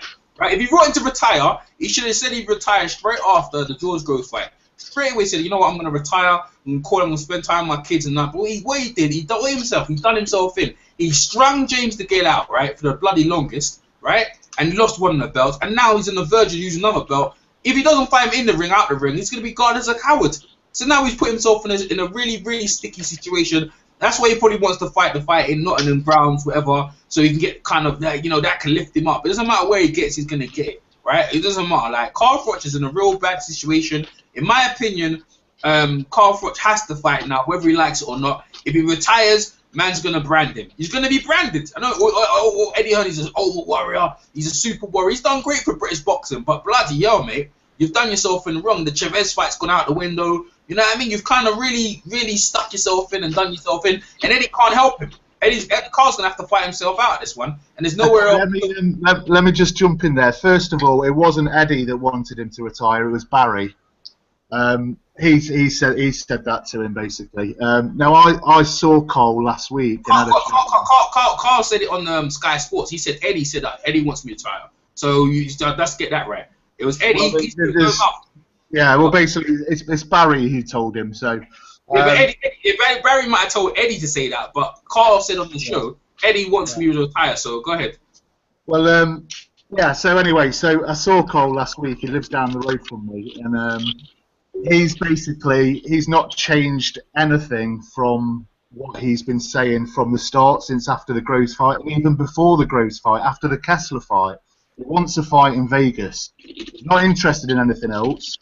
Now, you said he was ducking the Gale. That's bullshit. I didn't say that he's ducking the Gale. I said it's perceived as he's ducking the Gale because they ran him up. Remember the magistrate, when he was supposed to fight him, he was supposed, after the Wembley situation, that fight should have happened. Look how long ago that was. It should, but what I'm saying to you, EJ, is... Go ahead. Yeah, what I'm saying to you is, though, you've got to understand what Carl has wanted since Kessler. He never wanted to fight Groves 1. Yeah, okay, listen to this. He wanted Chavez in Vegas for all his fans. He should have got rid. He should have been Vegas. Yeah, but hang on a second. Hang on. I'm just trying to tell you what Cole said to me last week. All right, go ahead. So what he was saying was that Kessler, after the Kessler fight, he's wanted Vegas. He didn't really want the Groves fight, but he took it because it was there. And then obviously all the big hullabaloo about the rematch. And he made basically nearly, he didn't tell me this, but I know this, he made nearly £1 million. So he is now set up for life. He's got a new baby on the way. He's very happy. He doesn't need to fight the Gale at the O2. I mean, he's not interested. He wants Chavez in Vegas. It's not about talking to anybody or being a coward. You know what I mean? Let's go back a bit. Yeah. If you wanted to fight Chavez, and you know James DeGale was the man chief for the IBF, then he should vacate the IBF belt. Is what I'm saying. You should have vacated the belt. No, he didn't. He strung the whole thing out until he was forced to. Because he was trying to get Chavez. But he's got 2 belts. What I'm saying, he's got 2 belts. He can still push with the WBA belt and still go after the Chavez fight. You don't need 2 belts for that, right? Yeah, the WBA is obviously the lesser belt. He wanted to keep wait, because you know why it's the lesser belt? Because the real champion's Andre Ward, so he's not like the #1 guy in the WBA. Exactly. They wanted to keep the IBF for as long as possible until he. But what I'm saying to you, right? He should have. What I'm trying to say to you, if you really wanted to fight the Chav fight, you're still a big name. You don't really need a belt. You don't really. I mean, when Nassim Hamid fought Marco Torreira, it was for the IBO belt. So you could have any little belt, make up a belt, let's go over there. You can make up the Carl Froch belt and go over there and fight Chavez. It doesn't have to be an official belt. You should have vacated the belt. What I'm trying to say to you, because he longed that whole thing out, right? Yeah. Longed that whole thing out is perceived by a lot of people as being a coward, but we're not going to call him that. But now in this situation where he is now, he's forced to fight whether he likes it or not. If he really retires, they're going to say to him, you duck fucking Andre Ward. If he fights on, there's a lot of people believe, and I me myself believe it, that he's not going to beat Andre Ward. You might believe he is, but there's no way I don't think he's going to beat Andre Ward. I don't believe he'd beat Andre Ward unless, and I'm not saying he would, but he would have a chance if he fought in Nottingham. No, he wouldn't. It doesn't matter where he fought him. It wouldn't matter where. He'd chin him. He'd knock him out in Nottingham. Oh, you're having a flipping laugh, mate. That's it. The atmosphere would be incredible. You know what? This is what I'm saying. Let me jump in and give Sean. Let him have his time to speak on this. Like I said, Sean, for me, the Mayweather Froch thing, it means something. But at the end of the day, I'm just happy to see Andre Ward is finally getting back in the ring. Your thoughts on these developments regarding Andre Ward? Yeah, no, I agree. I mean, I'm surprised it took so long. I'm surprised that when he made his big announcement on TV, he didn't push a date like right away, just to really build the anticipation. Because, I mean, we know his first fight's just going to be against Joe Schmo, even though all these people have been talking about GGG needs to fight him. But, I mean, he's not going to be ready for... Right. He needs a tune-up to fight those kind of big fights. He needs a tune-up. Yeah. That's why all this talk about Froch as well. I mean, Ward needs a big name. Froch doesn't need anybody. Ward needs a big name. He's ruined his career for being out of the limelight for 2 years. He hasn't beat anybody other than the people he beat at the Super 6. He likes to act like he's the A-side, but he won't fight out of Oakland. I mean, what options does he have? I mean, Froch has options. No, it's true. What am I telling you? I disagree somewhat because that Super 6 tournament means a lot. He beat Chad Dawson. He beat Chad Dawson. It was weight training. Chad Dawson came down from 175 to fight him at 168 because he was too big of a pussy to go up to 175 to get another fucking belt. So you can do what you want, but it's wrong. Listen. You guys can say whatever, and I understand what you're saying. Yeah, he hasn't fought no one in the world. The guy he's still regarded as number 2 pound for pound. He's the number 1 in the super midweight division. Doesn't matter what you guys say it is. That's what it is. It's simple as that. And you still know, even though all these things and all the layout, he still will be. If he fought Carl Froch in his backyard or anywhere else, people will still have him the favorite. And that's the fact. You doesn't matter all this stuff you're saying. He hasn't fought no one. He's fought the names he's fought. Andre, what's his name again? Chad Dawson was the number 1 guy. It was Chad Dawson. Chad Dawson didn't have to fight him. Chad Dawson called him out and said, "I'll fight you in your weight class." Chad Dawson was a terrible fight. It was weight grade. Chad Dawson was the number 1 light heavyweight in the world when he fought. He was shot. Look at what happened to Chad Dawson. Are you guys? Chad Dawson after that fight, and even before let's talk about when he beat Bernard Hopkins. You don't think Andre Ward had a role in Chad Dawson? These guys, man, you guys are making. You need to listen more and stop being so defensive. Yeah. The man who should be pushed is Chad Dawson, the 175 guy who didn't need to come down, but he had balls to come down. Ward has yet to show any balls. Let me finish, and then you can jump on and go on with your fucking I heard you, sir. I didn't hear what you said, sir. That's why I had to repeat. I'm saying Chad Dawson is the one we should be pushing because he had the balls to fucking come down. He was the number 1 175 guy. He had fights at 175. He didn't need to come down to challenge Ward, but he did. Ward has not fucking, in his whole career, he hasn't shown any balls. In the Super 6, the only guy who didn't fight outside of his fucking hometown or out of his country, Ward. After he won, he had the only good guy he fight come down to fight him in weight. And then he hasn't fought anybody else. But he continues to talk about how big he is. He had a fight with Bute, but he said, Bute is nobody. I won't go to fucking Canada to fight him. So he fought who? Nobody. He had a rematch with Froch in the UK, which would have been a huge money fight for him. And he already beat him, so it's not like he couldn't beat him again. But he wouldn't go because he refuses to show any balls and do anything. He fucking he doesn't show any balls. He's yet to show any balls. Wait a minute. The fact that he went into Super 6 and did what he did, so he has a little bit. That's when Bute wouldn't go in at all. Guy that didn't fight on the road, Mike. Everybody else did. Oh, listen. Let me. You're right, Sean. But the fact is, he did what he did. He has to get some credit for that. Give him credit for that, but not since then. Since then, you have a point. After the Dawson fight, he hasn't done much since. A lot of that is his own doing. But up until that point, you have to give him credit for what he did, and it still matters. Michael, if I can just say one thing. Oh, go ahead. He's not an inside. He doesn't bring money to the game. At 168, Froch is the name. And I'm not saying... No, it's true. You can say what you want. Froch has lots of big money fights available for him. You know that's true. That's why everyone's calling him out. Who's calling Ward out? What big fight does Ward have? Ward's trying to get a GGE fight because GGG is the name. He's trying to get a Froch back in the States fight because Froch is the name. He's trying to get a Chavez fight because Chavez, who hasn't done anything, is the name. Not Ward. He's not the name.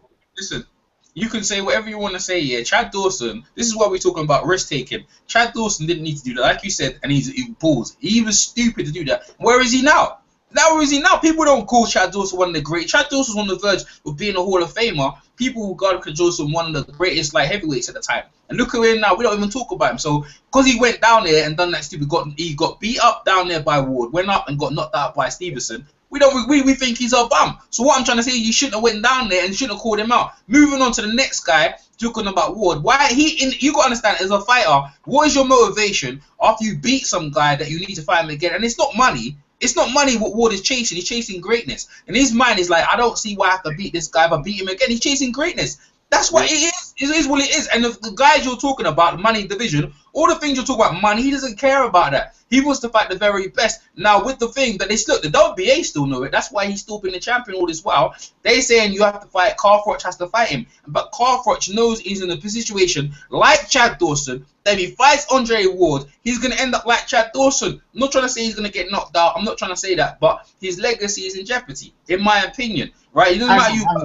Hang on. You can't talk Chad Dawson in the same breath as Carl Froch.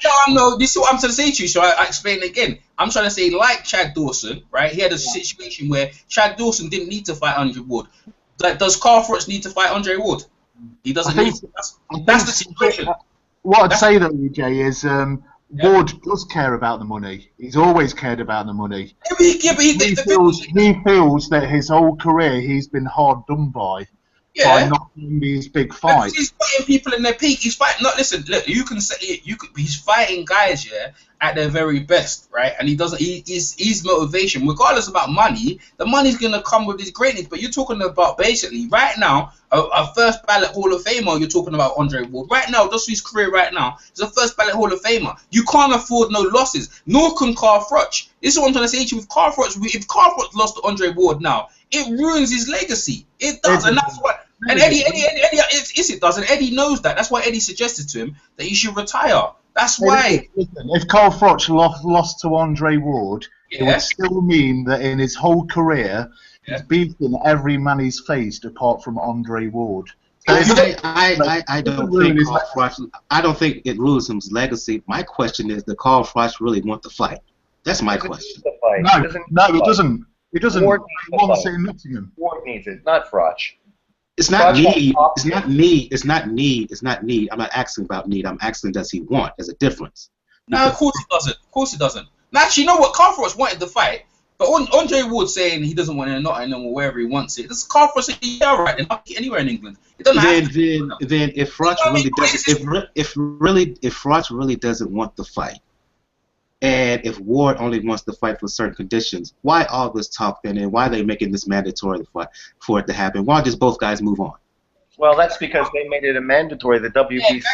But why? But that's what I'm saying. Why did they have to make it? Because they want to make money. That they need to make money off their belts, man. That's a big money fight. They're making them fight. The thing is, all these little tactics, all these little things about he doesn't fight in Oakland, doesn't matter. He does the job in the ring. These things don't matter. All these other things are, he's a dirty, like Carl was saying, he's a dirty fighter, he uses his head. And all these little things doesn't matter. The bottom line, if they met, even the way are now, right now, Andre Ward is beating them, right? It doesn't matter. Carl Froch is a good fighter, but he knows he's probably going to lose. And that's what it is. He just, like, Carl, like you said, like boxing at it, Carl's already financially secure.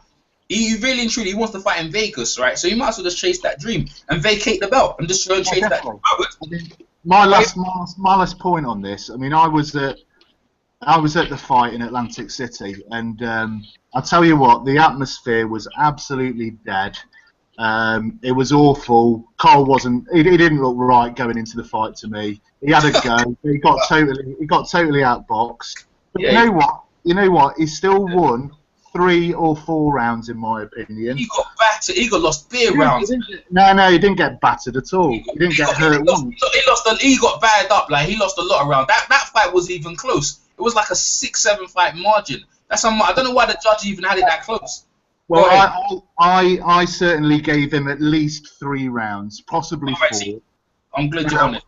I'm glad that's my opinion. I know some people might have it 10-2 or whatever it is. No, that's honest of you. That's fair of you. That's fair. Yeah, and there's no doubt Ward won the fight. I mean, I remember watching it at the time, and me and my mates were there, and we were like, what the fuck's going on here? After 9 rounds, Froch wasn't doing anything. But if you go back and watch the 9th, 10th, 11th, 12th rounds, Froch started to go after him a bit.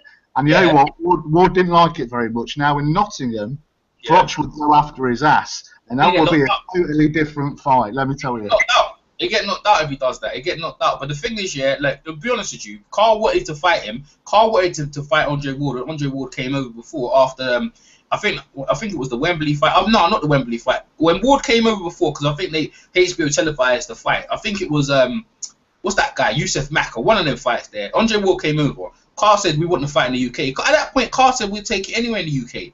Carl said we'll fight anyway. But now it's like, oh, we have to be in Nottingham. You know what I'm trying to say? Like, let's take the fight. If you want to take the fight, we don't have to be in Nottingham. Let's take it anywhere in the UK. It will sell out. Like, you know what I mean? Like, Wembley Stadium, you reckon that's... Talking about it, do you reckon that's a Wembley Stadium fight? I think it is. Possibly. But the thing is, EJ, that Cole either wants City Ground or he wants Vegas. And that's what he wants. It'll either be Hopkins at City Ground or Chavez in Vegas now, I would imagine. Wembley Stadium is you can get that's another $1 million payday if you fight in Wembley. I'm not sure it's a Wembley fight though, mate. Yeah, it is. I think that could be markable in a Wembley fight. He's still undefeated. The guy from Super 6. And you're talking about Carl. I think that's a Wembley. I'd go there. I mean, I went to the first. I'd go there. Go ahead, Sean. Well, I mean, you know, Ward beat him, and I mean, having a rematch in Wembley, I think it would be huge. Everybody still admits that Ward is like #1. Yeah, I agree. This would be his fight to take over, to show that he is legitimately the #1. So I mean, but I think Froch would totally take that fight in Wembley, but he just knows Ward is not fucking going to come to the UK. He said he's going to come to the UK. Oh, but he just said he's going to come to the UK. So they fight. Yeah, he's saying that. He's saying that. I disagree. I disagree that Froch would take him. I think that just overall that Ward is a bad style matchup for Carl Froch. No, Carl would win. We just say that he would come fight him. Okay. All right, Carl will fight him, but Carl, it's just all these little things here. It's just annoying, like, you know what I mean? But it's just annoying. Like, but I don't think, you know, Carl's in a precarious situation. All right, it's just gonna, like, would Carl be a first ballot Hall of Famer if he lost the award? I don't think so, but he'll still be in the Hall of Fame in my opinion. So I'm not like knocking him out in the Hall of Fame, but I don't know about first ballot Hall of Famer. It'll take him what? Because look, Nigel Benn and Chris Eubank, they're not in there. They're just what? Have they got any Becker record? You know what I mean? Like, that's just the politics and the bullshit of the International Boxing Hall of Fame. That more has to do with anything else. I mean, the fact that Nigel Benn particularly is not in there is ridiculous. He was on the ballot though. He was Chris Eubank and Nigel was on the ballot, but they didn't. No one. Particularly after they put Arturo Gatti in there, to not have Nigel Benn in there. That just speaks to how the IBOF. That speaks to them more than anything else. So you can't. Yeah. Yeah. The problem is that Eubank and Ben never had the exposure in the States. Well, Ben did a little. Wrong.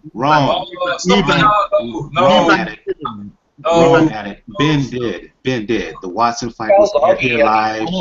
Jermell Charlo fight that was a live of America. And when Ben won the title against DeWitt in '90, it was aired here. Hell, look, when Jeff Hardy and Mike McCallum, that was to air on ABC '93, June '93. It got canceled. ABC picked up what fight? They picked up what fight? Nigel Benn, Lou Jent. So he did have some exposure here. Yeah. Well, I was just saying that. And after Ben lost to Watson, when Ben lost to Watson the first time, Sanderline Williams and a couple of other fights aired here in the States on ESPN. Yeah, what I'm saying though, Michael, is that Eubank, with him being a British champion back then, he probably had so many defences which weren't shown on American TV, and if he was maybe an American champion making all those defences, he may well have got into the Hall of Fame by now. That's what I'm saying. I still agree because to Sean's point, and let me finish, EJ. To Sean, and Sean knows this, the International Boxing Hall of Fame, as much as prestige as it gets, it's flawed. Yeah, the criteria is ridiculous. And in terms of Eubank, he got credit he got some notice among hardcore fans because many of his title defenses at super middleweight were aired on local boxing channels here in the United States. So the U.S. fans, we did actually see him up to a certain point. Yeah. But let's move on because there was quite a debate talking about Andre Ward and Carl Froch, and the show was running way long. Let's move on and do a preview of the fights that's happening this weekend. I'll go back to you on this one, Sean. Headline, of course, by PBC on CBS. Headline about Adonis Stevenson defended his light heavyweight belt WBC version against Sakio Bika. I look at this fight. Look, Bika, he's strong, he's tough. And I've said this before, and I said it again. I didn't like the way he looked in his last fight against Darrell, the rematch.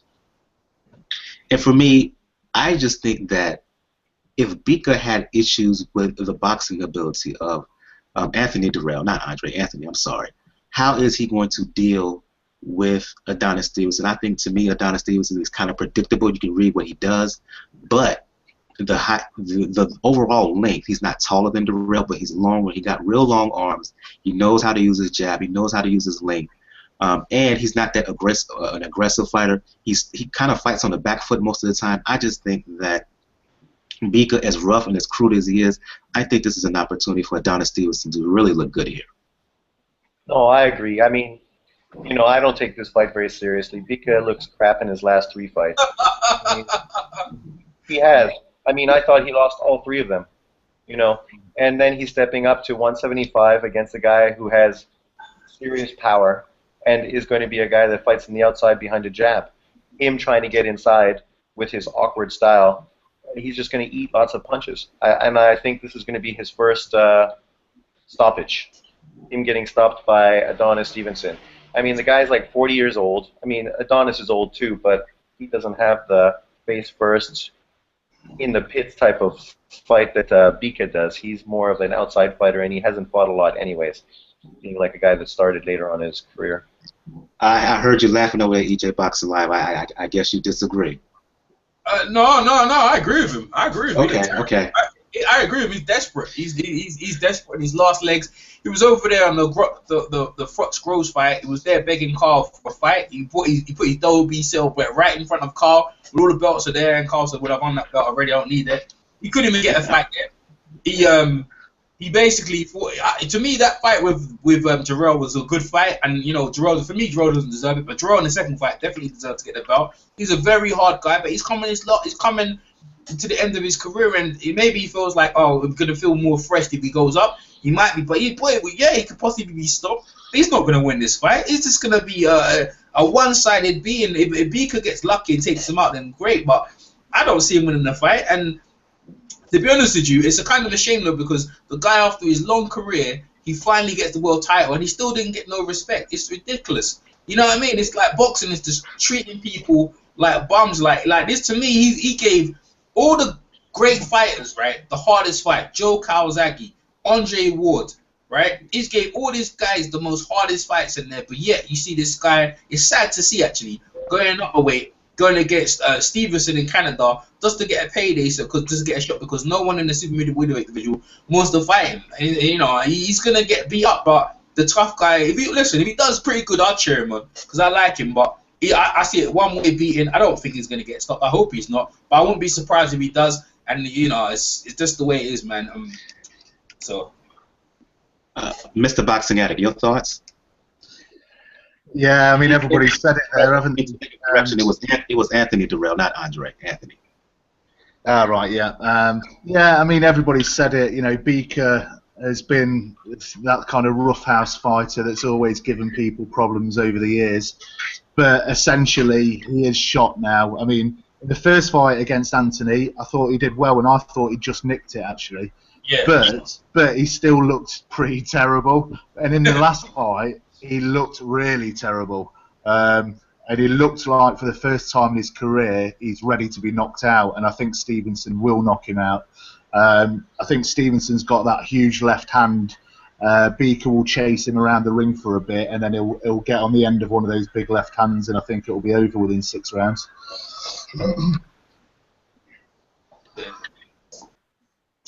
Yeah. Go on, Sean. That's the way I see it. No, I agree. I mean, you know, Stevenson, he's fought limited opponents, right? And I know now he's talking about fighting Kovalev, but he had his chance. And where was he after they signed the contract? He turned and ran. So it'll be interesting to see what happens after this Bika fight for him. Who's going to be on the cards? I mean, him and Kovalev. I think Kovalev sort of deserves an easy fight, his next fight. I think the fight. Well, I think Kovalev Stevenson will eventually happen because it's too much pressure. It's too much. It's too much of a calling for it. It has to happen at some point this year. Let's move on to the undercard. This is a 3-fight card. I'm going to cover 3 fights from this card. On the undercard of Stevenson Bika, this fight is going to be aired on CBS2, I believe. Artur Beterbiev. A lot of talk about him, light heavyweight, who defeated Tavares Cloud, destroyed him. But I think in his last time out, he struggled a bit to me. Beterbiev is going to be fighting Gabriel Campillo, who kind of resurrected his career, stopping, what's the guy's name on ESPN2, who Teddy Atlas was touting so much?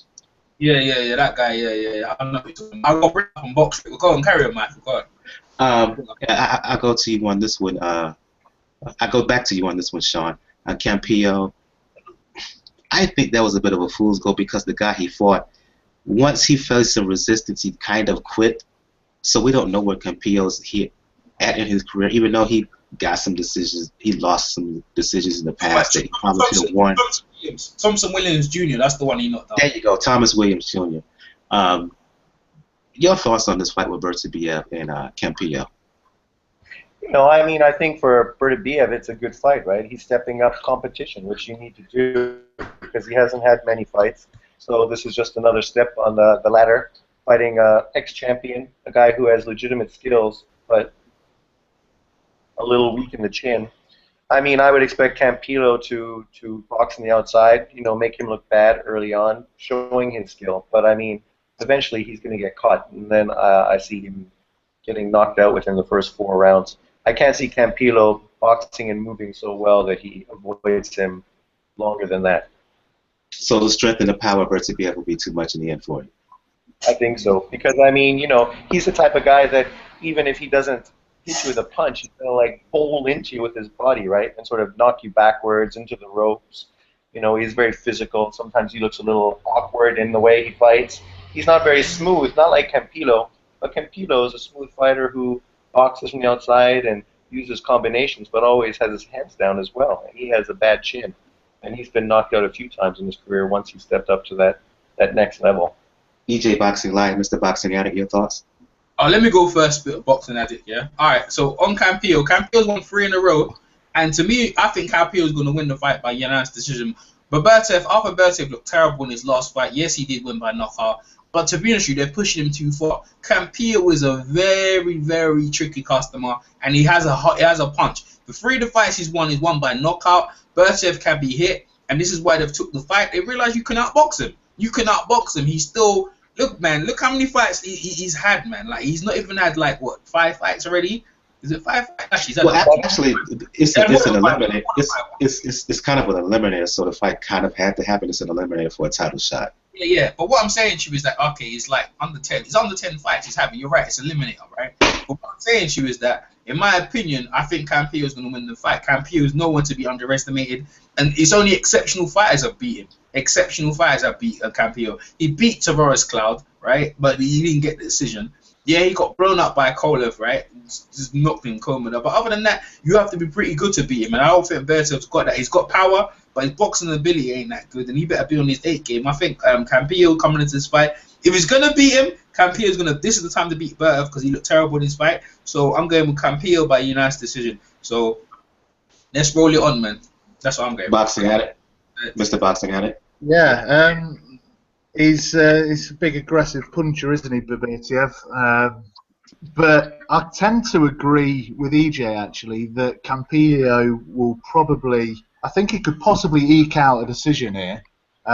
He is a bit roughhouse, isn't he, Beterbiev? I can't pronounce his bloody name. But yeah, he's quite aggressive, but he's not particularly skillful with it. And if you can stay away from his bombs and you're a decent boxer, I think you might be able to get the better of him. So, I mean, I think he's something like seven knockouts, isn't he, out of 7 fights? So he's stepping up a little bit with this one, and it's going to be an interesting watch, actually. He might go in there and blow Campillo out. We don't know. I mean, is Campillo getting a little bit past it? Possibly. But he might still have that little bit in him to eke out a decision.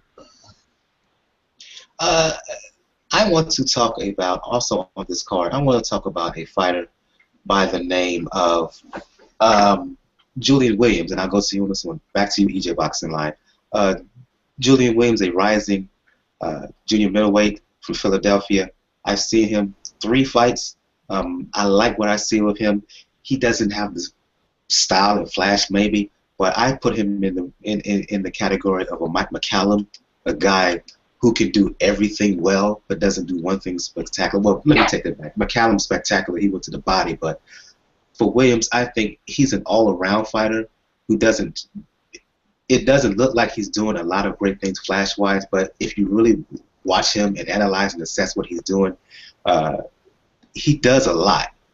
He's fighting a guy by the name of Hernandez, Joey Hernandez, I believe.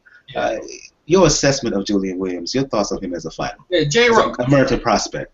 Yeah, J-Rock's pretty good, man. Like, J-Rock's a pretty solid fighter. A lot of guys are hyping him, but to me, I'm not impressed. To me, at the junior middleweight division, like, to me, he's just another guy. Like, to me, like the Charlos, man. Like, he's good, but nothing special. And yeah, he's up and coming and stuff like that. But I'm not really, I mean, you know, he's not really. These guys are not really blowing me out the water until I see them until they step up against opponents. Is Joey Hernandez's fight gonna be the acid test? It's not. But J-Rock is doing his thing now. He's just winning these fights. So a lot of people over there are proper hyped about him, like yourself. They're mentioning. I think he's sneaky good, in my opinion. But division again, like you're talking about the junior middleweight division, where Mayweather holds 2 of the belts in that division, and the rest of the guys over there, you got my guy K-Dog over there's got 1 other belts, and you got what's his name again? What's the other Cuban guy over there? He's pretty good. That's the guys. You know, these are the guys we can get tested. Lara, all them guys there. You know, Lara, Trout. These guys in there, unless they're fighting any other guys there, it's just going to be film. But he's a solid guy. I'd like it if he fought one of the Charlos. I'd be interested in him to fight that. But right now, he's up. J-Rock's okay. He's okay. He's just, to me, honestly, it's like he should win this fight pretty handily. I don't think he's a problem, but he's one of the guys to look out for. I'm glad you mentioned him, but to be honest with you, when I watch him, it's not like, say, he stands out, to be honest with you. Nothing special for me. Your thoughts, Sean? No, I agree. I mean, at this point, I sort of think the same, that he's sort of like a guy at Charlo's level, and it'll be interesting to see what he does when he steps up, and if he's able to sort of move to that next level. But at this point, I haven't really seen anything that blew me away. Boxing Addict, have you seen Julian Williams fight, and if so, your impressions of him? Yeah, I've got nothing to say on him, to be honest, because I've not seen him, so I wouldn't like to comment. But I know he's a prospect coming through, so let's see how he gets on. One more thing before we end the show and get ready to shut the show down. Pay-per-view bouts in Las Vegas. A thing called Big Knockout Boxing. Gabriel Rosado is fighting Curtis Stevenson in a 7-round bout. Soto Carras is fighting in a 5-round bout. David Estrada is fighting Abdullah in a 7-round bout. More than the fights itself, the concept of Big Knockout Boxing, anybody can chime in. First of all, for those who do not know who it is, I'll go to you on this one, Sean. Let the folks know what it is exactly, and as well as your impressions of Big Knockout Boxing and what it is and what can it do for the sport. It's sort of a new fad, right? Sort of trying to mix boxing with UFC, putting them in like a small sort of contained space. I can't remember the gloves. Are they smaller? I think so. Yeah. So smaller gloves, you know, to sort of push for more knockouts and more knockdowns, and a smaller space, which is sort of slanted and a little weird, just so that guys are sort of forced to fight. There's not so much room to move away. And I mean, yeah, Rosado, that's sort of where he sort of pushed himself for a reinvention after a few losses by beating Vera, who was actually coming off the losses to Chavez Jr. And he looked good, and you know, he was throwing great combinations inside, knocked Vera out, who is the bigger guy, and you know, that's why I was sort of surprised when he fought Lemieux, because when I saw that, I was thinking, well, he's got power, and you know, inside he's able to avoid those hooks and throw combinations inside. So I thought he was going to be able to beat Lemieux sort of the same way that he beat Vera. You know, I mean, it hasn't caught on, but I mean, it's interesting. My problem is that it's a bit of a hybrid MMA, a hybrid between MMA and boxing, and the two are separate sports, and the two should never be conflated. And because of that, and because of that, I think it's a fad, and I don't think it's going to carry on any further. Boxing out of EJ, Boxing Live, your thoughts? Yeah, just quickly, it's the first time I've heard of it actually, but I don't like the sound of smaller gloves. That sounds a bit dangerous to me, to be honest. People like Rosado get enough of a pasting in the ring. You know what I mean? Without having smaller gloves, so I'm not sure about this concept. No, you know what? I don't like it. For me, it's just like, just go into MMA already. Just go into MMA. You can't make it as a boxer, so now I gotta do something back. Exactly. I can't make it as a boxer. I'm gonna do is backhand and stand toe to toe. It's for basically, this is what people would get their bloodlust out. You know it's gonna be a knockout. To make the club smaller, like you just said, it's gonna be more dangerous, more concussed. There's no bloody place where you can rest. There's a stool. There's a little gap in that. You have to stand there. You have to just whack each other up. I mean, what is that? Barbaric. It's like going back into the bloody the 1900s. Even then, it was probably better because even when you got down, they used to fang you down and whatever. I mean, what is this? It reminds me of Fight Club. It's bullshit. Yeah. I Billy C over there and on his thing. Oh, this is great. This me. Shut up, man. It's the guys who can't make it as a boxer. It's not. Now Rosado's gone back in there to get his. That's where he got his confidence up. Oh man, I knocked out that guy who beat Chavez, and I knocked him out, so I must be good. And he went back in the box and got his ass whooped on. You know what I mean, by the Canadians. So in my opinion, yeah, they need to leave it alone. I hope that damn thing goes away. Don't want to see no hybrid between MMA. If you're going MMA, go in MMA. If you know what I mean, if you want to be a boxer, be a boxer. Don't be messing around with this bullshit about bare knuckle boxing. And for me, when people talk about how boxing should be banned and whatnot, this is what you see right now with this new boxing stuff. This is going to be the result. Right. Barbaric with even less regulations. I don't like it at all. Well, you're looking at it, right? It's open area. Let's say if you look at it, right, it's open ground. There's a big circle. So let's say if a fighter gets knocked out, if you notice that there's kind of a little bump there, so if he gets knocked out hard and the referee can't get in between quickly, head's gonna crack on that thing. So that means his skull's gonna crack open. You know what I'm trying to say? Like, I mean, what is this? Like, is it they're trying to make it like some gladiator? I don't like the whole thing. The dome thing is I don't like it. It just thing, but because you look at Al Heyman's structure with the champion boxing, the guys coming to the ring with no music, there's no ring announcer. All right, that's fine. People don't like that. But if you look at it in the 50s, there was no music in the 50s either when guys used to come to the ring. It was simple. Guys used to get in the ring, they used to fight. There was no big entourages. They used to fight, and that was it. And we used to get the fight. So going back to Al Heyman's kind of bringing that too. But this thing here is dangerous. See, if they're lowering the gloves, that's like MMA. I mean, what is that? You know, for boxers having smaller gloves. Come on, man. That's and there's a reason in boxing there are standards for what size glove you're supposed to wear. It depends on what division. This stuff right here, it cancels all that out. Yeah. Let's have some history lesson here. In the 1990s, specifically after Kid King was injured permanently against Robert Quiroga, fight of the year in both KO and Ring magazine. Quiroga insisted that the injuries that Kid King suffered had a large part to do with the glove size, which was 6 ounces at the time. Yeah. Shortly after, they made it mandatory where if you were to fight 147 down, you fight with 8-ounce gloves. If you're 154 up, you fight with 10-ounce gloves. This stuff right here throws all that stuff out the window. Towards everybody's point, it makes it even more dangerous. I don't care if it is just 7 rounds. Yeah, put the pillows on your fist. That's it. Put the pillows. Because look, the other day when you see a fight, you don't want to see none of the fighters you know walking around the ring and you go talk to them and they can't talk because they're slurring or they're dribbling. It's like, nah, you know what I mean? It's like, oh, you know what? It was a great fight. And for Heyman, let me get on him for a second. How is he going to do this, given all the hell and backlash for what Mayweather received for that for lack of a better word, 24/7 piece where we had those fighters basically slugging out all toe for toe, no rules, no time limit, anything for that, and then you gonna put up something like this? Come on, man. Heyman ain't what you talking about? This ain't Heyman's thing. This bare knuckle. But still, Mayweather is Heyman's main fighter. But in light of the backlash that Mayweather received with that, in the backlash that was received from the Mayweather bout, let's just say, how are the powers that be who staged this stuff together going to put this kind of thing on? There's big money behind it. People want to see fighting, and there's certain people there's money behind it. People go in there, they want to see a fight. It's regulated. It's got rules. You've got proper referees in there. It's regulated. And the whole thing is but the safety issue. Then don't make a complaint about safety. It's a safety issue. Yeah, but what I'm saying, look, man, at the end of the day, people need to get paid out here, bro. So at the end of the day, they're gonna fight and then they continue. I don't know how long it's gonna long get paid, but you know, Sean's mentioned where's the belts at the minute. But let's talk about the belts, man.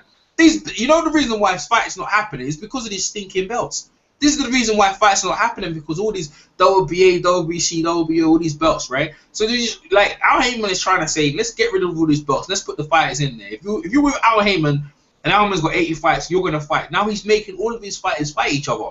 They're making them fight each other. You know what I mean? If that's what he was saving them for, now he's letting them beat the crap out of each other. We're gonna see some more fights. So if the guys want to make good fights, they join Al Heyman. So let's see it. I'm worried. You know what? I'm actually worried about boxing, because I like Friday night fights. I don't like why they got rid of Friday night fights. I actually didn't like. I don't understand why they did that. But other than that, yeah, let's see where it goes. It's the first. It's only been a couple of months into it, so let's see where this one goes. This was going to be free TV as well, so let's see how this goes as well. My only concern is that I'm a little bit afraid that there may be a monopoly, and Heyman. It will be the same situation with Heyman in boxing that you see with Dana White in MMA. What do we care about that if we get in? I don't care about that as long as we do that stuff doesn't bother us. Like when we used to watch fights, we didn't care about monopoly. We care about great fights. So as long as they give us the fights we want, and we're all right. If they're gonna ring, we're not gonna come out. Oh, who's this belt? Who's that champion? No, we're gonna say, was that a great fight? Oh, yeah, it was. That was a good fight. Like Robert Guerrero and Furman. That was, you know what I'm saying? That was a good little fight. That was a good little scrap, man. It's a good little scrap. We didn't care about who else. As long as he treats them fairly. Now, who cares about that stuff? We're not concerned about that. We ain't get, unless they're giving me money. I'll be concerned. Don't put me in that all. I do, because I've seen too many fighters get swindled over in the past. I care about it. Fight. Listen, that's the way the sport is. But at the end of the day, as long as we get the fights we want, we should be okay with it. You know, Al Heyman. I'm not saying our big fan of Heyman. Let's give us fights we want, and we've got Mayweather and Pacquiao. We've got all these other fights happening on the card. We've put this year. In April, actually, this month of April is going to be one of the best fight months leading into May. So let's try and enjoy it and see what happens. You know.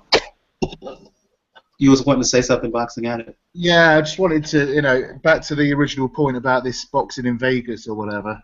But the problem I have with it is that boxing is in the name, because we've had these, this young guy out in Australia who was killed the other day. All these safety matters that we're trying to make the sport better and more safer.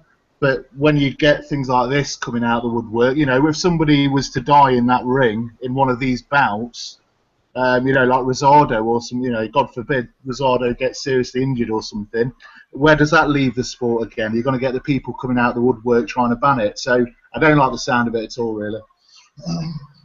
Boxing at it, yeah. Like I'm almost seeing links. You can check it out. It's not that bad actually, but it's just taken away from the fight, because Rosado and some of the other dudes, they know they're on their last legs. So you see someone like Arturo Guy, if he was alive, he'd be in this. And so would Mickey Ward if he was still fighting, they'll be in this. Tell you right, you wouldn't mind it. You wouldn't mind if it was them not fighting. I tell you right now, mate. This is what I'm saying. It's not that bad. But it's just those little 10-ounce gloves, they bloody hurt, and you think that 6-ounce gloves or whatever, that's like That's the whole point. That's the whole point. They're doing that to get rid of the person. You get rid of the other person real quick. And like what I'm saying is that if you like slugfest, that's what it is. It's a basic to standing up slugfest. I mean, Brian Vera and Rosado, if you saw it, was a blatant slugfest. So if you like that, there it is. But it's just that the concept of it. It just blows my mind. It's not, I'm not used to it, but I'm honest, you boxing personality. If you saw it, you might like it actually. You might actually see it. I'll have a look at it. I mean, I'm not an MMA fan or a UFC fan, to be honest. So I'm a boxing fan. That's it. But yeah. If you saw it, you wouldn't. If you saw it, you wouldn't be overly against it. It's just that no. Michael, what's that game the kids used to play where you had the two boxers in front of each other and they'd be punching each other? Oh yeah. I know what you're talking about. The name sticks more. And then the head pops off. Yeah, for me, just that type of style. There's not much side-to-side movement or back. Yeah. Hey, I tell you what, Golovkin would be good at this. Wouldn't he? Get him in there, he'll just blow everyone out within 30 seconds. That's what they're trying to say. Actually, boxing out. I'll put it in the link on the side in a minute. I'm gonna give you the link so you can just check it out for yourself. And I'm telling you, you're not gonna think it's that bad. I'll tell you, mate. But yeah, but for me, in my opinion, the concept of it, the way it straddles the line of MMA, the safety issues, and the fact that I like art. yeah, I just yeah, don't. I like art. I don't know. Fighters going slow toe to toe and slugging it out is okay, but I like some artistic. I like some artistic value in my boxing, so it'll entice me for a little bit, but after a while, it's just like, what's the point? Just going at each other. What's the skill? yeah. Wait, look, man. Hey, look, like I said to you, I watch it. Like I watched it. There you go, boxing addicts there, right on the right hand side. Check it out. But what I'm saying to you is that, you know, end of the day, you know, it's not for me. It's not the type of thing. But if it depends who's in there, I'll go watch. If there's nothing going on in the week, I'll watch it because I watch MMA anyway. So you know what I mean. So I'll watch it. And I think we're going to end the show on that note. Join us late during the show, EJ Boxing Live. For folks who want to talk about boxing or anything else, let the folks know where they can find you. Oh, is that me? Oh yeah, EJ Boxing Live on Twitter, EJ Boxing Live on YouTube. Yeah, I got a hangout happening this on Sunday. You guys are welcome to join in. Sean, Boxing Addict, you're welcome to join in because you obviously the weekend is finished. Join in, and so you can catch me on that one. Mr. Boxing Addict. For folks who want to talk boxing or anything else, let the folks know where they can hit you up. Yeah, so you can get me on YouTube, Mr. Boxing Addict, and I've recently joined the Twitter revolution. I mean, I've had the account for about 6 years, but I've actually started using it, so you can get me at Mr. Boxing Addict on there. I'm actually up in Scotland this weekend, so I won't be available for any hangout, unfortunately, EJ, but I'll take a look at it. Okay, no worries, man. You still there, Sean? Yep. For folks who want to talk boxing or anything else, let the folks know where they can find you. I'm all over the YTBC. Yeah, trolling. Talking boxing. And if you want to hit me up and talk boxing or anything else, Brother JR76 on Twitter, at P4P Boxing Report on Twitter as well. Check out the blog page, p4pboxingreport.wordpress.com, where we have links to where to find us all over the internet, we have all over social media, as well as articles written by yours truly and special contributor Kayla Lewis, and soon an article about Mayweather Pacquiao coming from Gail Falkenthal. On the next episode of the Pound for Pound Boxing Report, the ladies will be here talking all things boxing, including Gail Falkenthal, Kayla M. Lewis of 8 Count News, Giandra LeBoeuf of BadCulture.net, as well as tentatively scheduled Keisha Morrissey. We may have another guest who is up in the air at this point, but we will have the ladies talking boxing, talking all things boxing. They will be taking over the Pound for Pound Boxing Report. I will be back in the cut and let them talk boxing and whatnot, taking questions and whatnot. So look for that April 9th. 9 p.m. Eastern Standard Time. Also, we'll be doing a recap of the CBS card with Adonis Stevenson and Bika, with Bertibiev and Campillo, as well as we will do a preview of Danny Garcia fighting Lamont Peterson, Andy Lee fighting Peter Quillen. So look for it next week, April 9th, again, 9 p.m. The ladies will be taking over, talking all things boxing. So with that, that's the end of this episode. For EJ Boxing Live, join us live from the UK. Mr. Boxing Addicts, join us live from the UK. The one and only Sean Newton, join us live from Taiwan. I am your host, Michael. This has been another episode of the Pound for Pound Boxing Report. Have a good evening. Good night. Later, gents. Good night.